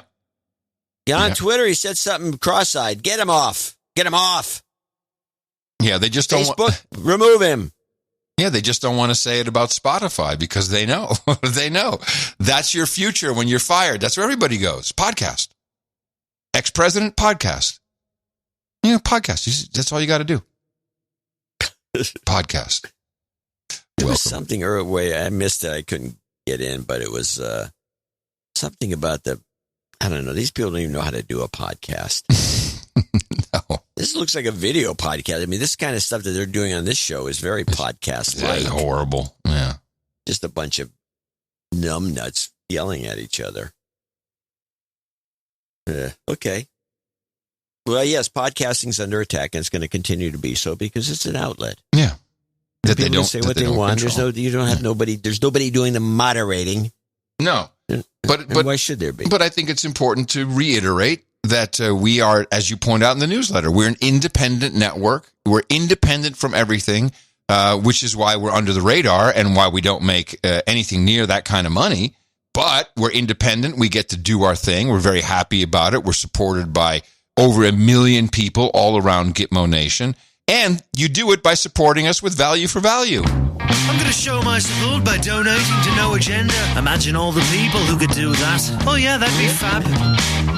Yeah, on No Agenda in the morning. And we do have a few people to thank for show 1420. And guess what's coming? Guess what's coming? 1421. Yeah. Is there something big about 1421 I should know about? No. Okay. Well, yeah, there's both divided. You got 7. 7 is a common denominator for 14 and 21. Oh, okay. Well, 2 times 7. That'll do it. And 3 times 7, so it's 23. Show 23. Mm-hmm. Sarah Halstead starts us off in 12722 in Elizabeth City, North Carolina. Sermon of the Center in Cincinnati, Ohio, 10308. No jingles, no karma. Well, thank you. Luta Belcher in Eureka, California, 90. Sir Chris Gray of the Isle of Wight in Covington, Louisiana, 8888. There he is. Sir Kevin McLaughlin, Duke of Luna and Lover of America and Boobs in Concord, North Carolina, 8008. Robert Umberger, 8008 in Langhorne, Pennsylvania. Andrea Cody in Houston, Texas, 70. Chuck Schultz in Anniston, Alabama, 6970 is a birthday. Both these guys have birthdays. Sir Paul in Twickenham, UK, 6969. Ryan. What is that? Ryan. It's Ryan, isn't it? Ryan. I'd say Ryan Fuckema. Ryan Fuckema. I would call him Ryan Fackema, but okay. In Ravendale, Washington, 6969. Never heard of it. Tony the Catch Stickley in Arlington, Texas. Stokely, yes. In fact, Tony the Catch Stokely is the guy who accidentally sent us some too much money last show, and I had to go through. I had to make sure that you had to send it back. Canceled. Did you have to send it back? Yes, I guess. Of course, I sent it back. Oh, so he had a fat finger moment, and his wife went $6,000 to No Agenda Show. Yeah, that was 600. Sorry, man. Value for value. We're happy with the 60. Yeah. David Forbes, 6006. Chris, 6003. Dean Lusby in Sunbury, Pennsylvania, 5678. Dizzy. Jeremy Young is a douchebag, he says. She says. Hold on a second. Yeah, we'll make sure. Yep. Douchebag. He is. And Dizzy, I assume, is a guy or a girl. It could be Dizzy Dean, a pitcher. It could be Dizzy, I don't know. 5510. Harry Pilgrim in Fredericksburg, Virginia. Sir Harry Pilgrim. Yeah. Daniel Trassico in New Haven, Connecticut, 55. Surprise Night of Astonishment in Yukon, Oklahoma, 5444. John Gaynor, 5280. Michael Belcher in Yuba City, 5150. And then Scott Nelson, Sir Scott in Council Bluffs, Iowa, 5001. The following people are $50 donors, name and location where applicable, starting with Aaron Weisgerber in Bend, Oregon. Greg Hartlob in Cincinnati, Ohio. A long note from Minister Cat, your friend in Austin, Texas. Who needs a donation? De-douching. You've been de-douched. I'm tired now. A de-douching, not a donation. A de-douching. Josh Springer in Indianapolis, Indiana. Shane Morrison in Clark, New Jersey. Todd Grubb in Capic, Michigan. Jesus Allen in Austin, Texas, another Austinian. Matthew Dixon in Albuquerque. Pamela Nyman, I think. Pamela Nyman in Amsterdam. Nymon. Sir Richard Gardner in, I believe, New York City. Sir Alan Bean in Beaverton, Oregon. And Dame Knight in Edmonds, Washington. And she sent a note in because I think she's getting upgraded or something. Do we have anything there on her? I'm not familiar. Let me see. Yeah, she's got a note. She may be... Okay, tell me what's on it. I am not sure how this works, but I think I'm a baronetess. Okay. Please advise. And she's got all this money. Okay, I just put her on the title list. You got it. Yeah, put her there as a baronet. Of course. No problem. All right. I'm giving her that. You're too kind. Love and Light, Dame Knight. Hey, that rhymes. Hey, now. Okay. And that concludes our list of producers, well-wishers, and supporters of the No Agenda Show 1420. Thank you very much, each and every one of you. Including our execs and our associate executive producers who get the real credit. It's valid wherever credits are recognized. And if you'd like to become a producer of the No Agenda Show, check this out. Dvorak.org/NA. Go Karma for anybody who needs it. You've got Karma.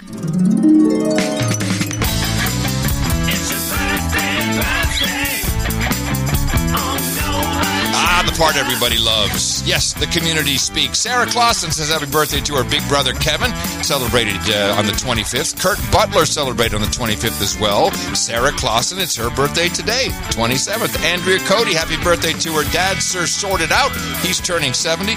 Chuck Schultz will be 70 today. And Dave Bozeman celebrates on February 2nd. Happy birthday from everybody here at the best podcast in the universe.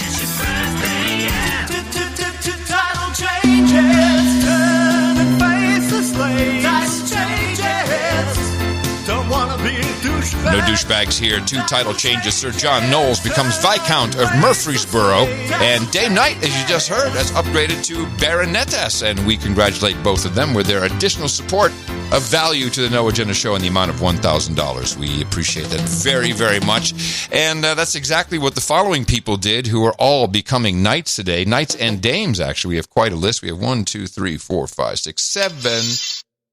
7. Lucky number 7, Blade, please. Oh, hold on. That's the wrong one. Okay, here it is. Sorry. No, that one. Oh, I see why you wanted it. It's a different one. That's much better.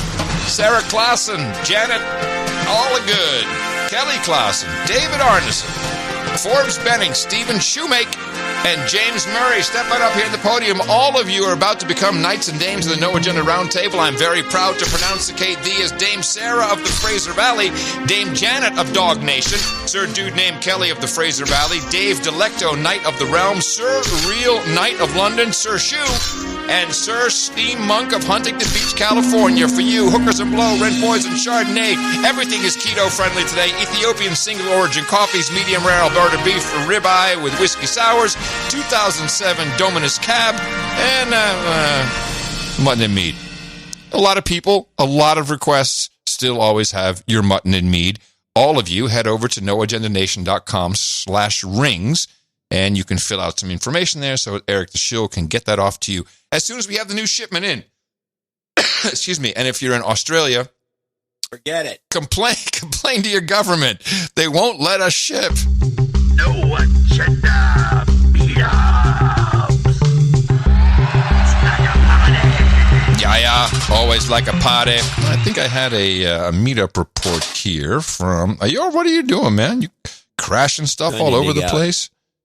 I had I had Millennial Mel. Yeah, and I thought I had it all set, and now I can't find it. Do you have it in front of you, Millennial Mel's? No, I do not, but I can get it. Why don't you get it, and I'll play the 2 audio reports. The first one is an old one, but it finally got through to me.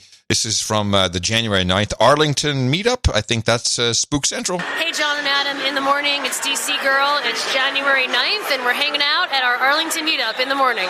Hello, this is Roundy. I'm hatching diabolical plans involving art and chaos. This is Glenn from NPR. No, not that NPR. Newport Richie. I met a woman at the meetup today who told me she wants freedom from the facts and freedom from the mask. Is it Brian? Buy it sometime, John. Hey, this is Sir William of West Pennsylvania. Train's good, plane's bad. In the morning. In the morning. Then we had the Central Indiana meetup, which was just this past week on the 23rd.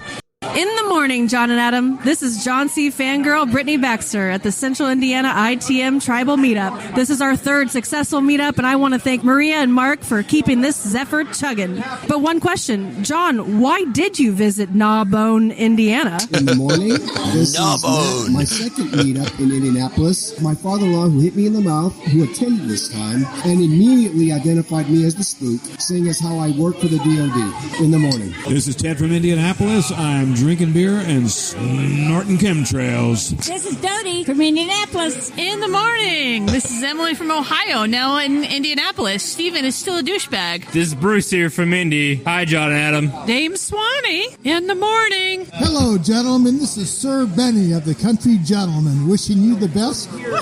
In the morning, this is Nick from Indianapolis. I'm 75% Dutch and 0% vaccinated. Thanks, guys. In the morning, John and Adam. This is Sam, originally from Paris, and China is still asshole. Hi, this is Maria. And this is Mark. We go as M&M. We love the show, and we love organizing it, hopefully on a monthly basis. And John, I have to say, Mimi is a treasure. Oh, that's very nice. She is. I've got the note here from Millennial Mel. Hi, John and Adam. Mel here. I'd like to be traveling the world again, but fate plopped me here in Oregon. I've never would have chosen this location by myself, but it's really beautiful. And the best part is the only people I know here are people I've met through the NA community. Huh. Very strong health freedom advocacy movement, small but passionate and inspiring. I'm going to stay here and fight with them for a while before running off somewhere else, especially since the No Agenda community has been helping me find unmasked work. That's nice. Yeah. They're so great. Meetup report. Birthday Bash meetup was great. Besides me, there were 4 classic Portland attendees. Shout out to Scott, Charles, Tim, and Terry, and 4 all-new members of the family, some of whom have been listening for 10 years and finally came out to a meetup because it was out in Beaverton suburbs and not in central Portland. Thanks for coming, Eric, Mike, Brian, and Tim. We drank beers and ate Detroit-style deep dish pizza, which is an actual style of pizza. Yes, it is. And wished our nice server could take off his mask and join the party. I got a cast iron pan as a birthday present, proving that No Agenda friendships are not only fun and freeing, but practical too. Love you all and see you the next time. Of course, now that I live in Oregon instead of Nashville or New San Francisco, there's no chance of me running into Adam or John at a meetup. Oh, well, maybe somewhere, someday. Stay sane. Thanks, Millennial Mel. Here's meetups coming up for you to enjoy if you'd like to hang out with some community, all producer-driven, all through noagendameetups.com. Saturday, the Slaves of Gitmo Nation meet at 2 o'clock at a private venue in central Abbotsford. That's Fraser Valley, British Columbia. You will have to check out noagendameetups.com to get all the details. Also on Saturday, the Hoculus Locals, Sand City South, Lyndhurst, Long Island, New York. The No Agenda Hang at 4 o'clock at the Hungry Tiger in Manchester, Connecticut, also on Saturday. The Tiny Amygdala of Anchorage, 4 o'clock Alaska time at the Bear Paw Bar and Grill in Anchorage. This is great. Saturday is a big meetup day. Beat the Winter Doldrums meetup, 5 o'clock at Hooley House in Copley, Ohio. Then on Sunday, the next show day, the 30th First Rational Drinkers Club, 6 o'clock at Stodgy Brewing in Fort Collins, Colorado. We have the 3 Mile Island Evac Zone at 3:33 p.m. Lydian Stone Brewing, York Haven, Pennsylvania. The Boneyard 2, this time with a vengeance. This time it's personal. 5 p.m. Mountain Time, the Boneyard, Park City, Utah.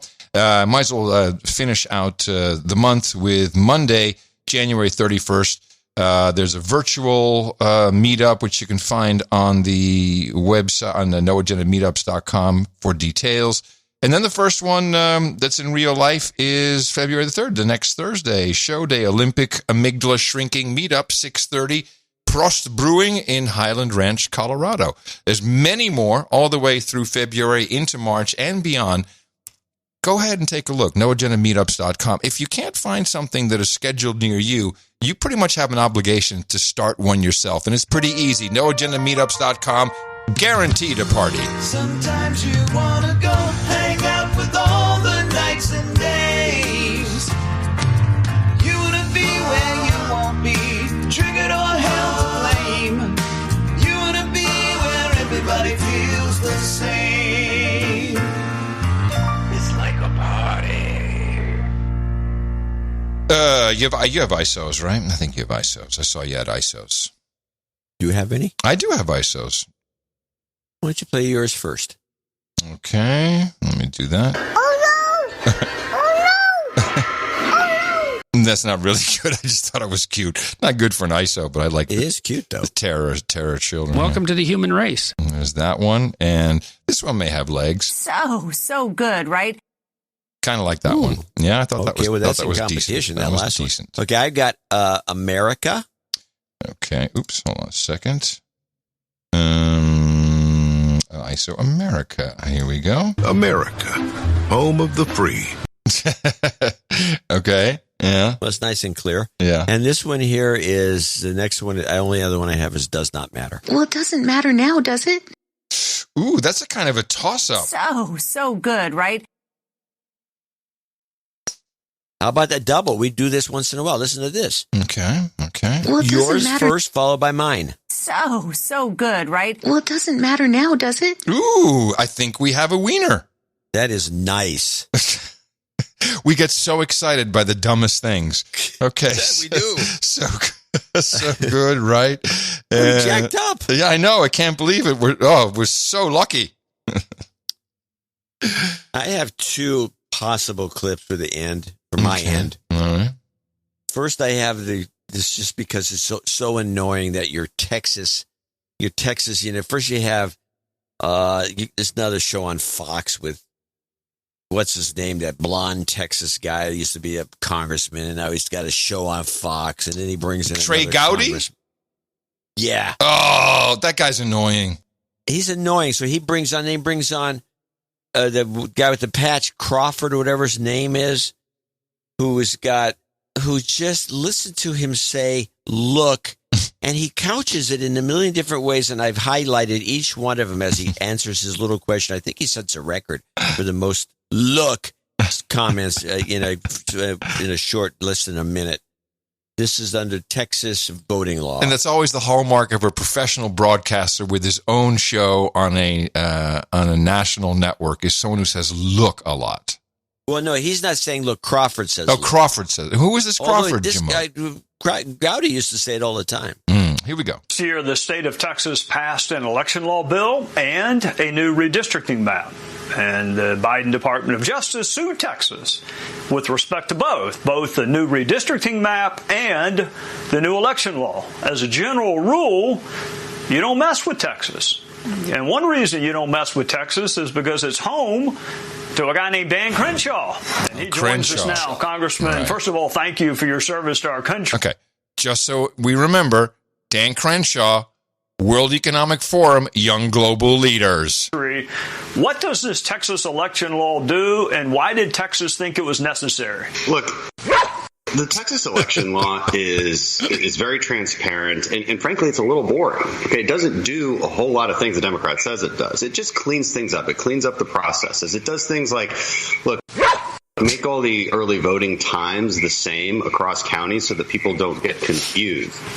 Put additional ID requirements on mail-in ballots. Because, look, there was a bipartisan 2005 commission on elections that specifically stated, and this was bipartisan, by the way, that mail-in ballots are the source of a lot of different fraud. So we're just cleaning up some of these things so that there's less opportunities for fraud. Doesn't make it harder to vote, makes it easier to vote. In many cases, we have weeks of early voting in Texas. It's extremely easy to vote. Look, there's a few things that are true here. One, the voter suppression lie is just that. It's a lie. It's a myth. Number two, no one believes the myth. All right, about 80% of voters believe in voter ID, and 44% of Americans also believe that we have too lax of voting laws to prevent fraud. Okay, and look, the Texas law doesn't do any of that. Yeah, Dan Crenshaw needs to go. You know why? Because this young global leader of the World Economic Forum, look him up, he's on the website, he was all for a database of who was vaccinated and who was not vaccinated. Yes, he was. Look. All in on it.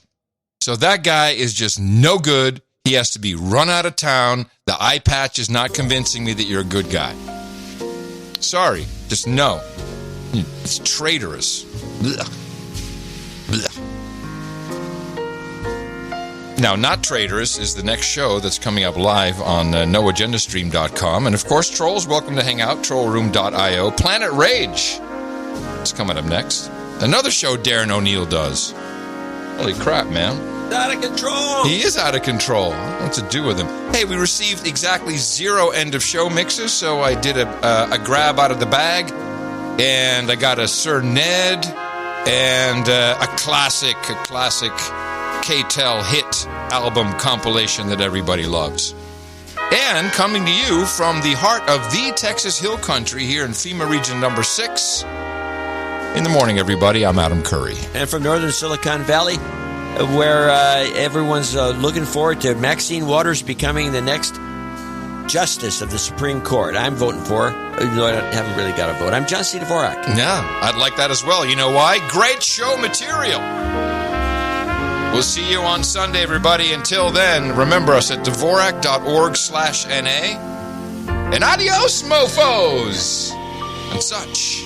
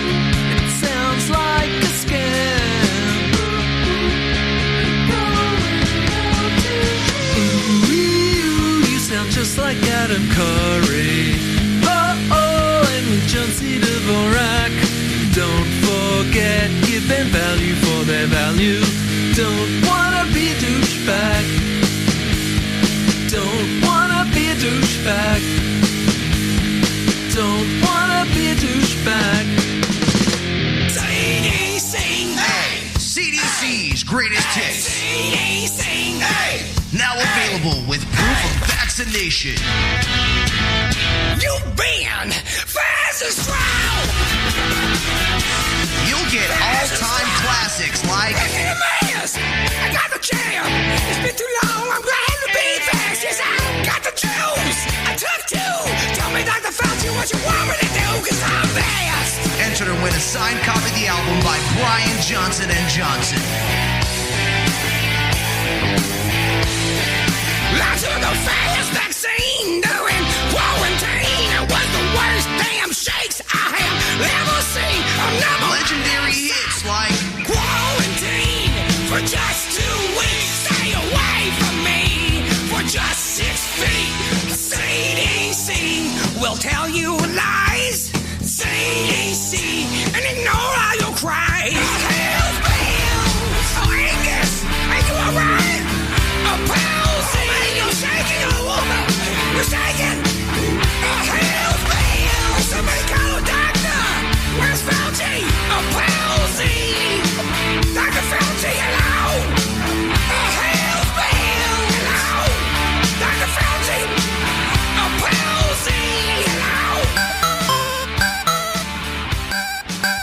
The best podcast in the universe. Dvorak.org/NA. So good, right? Well, it doesn't matter now, does it?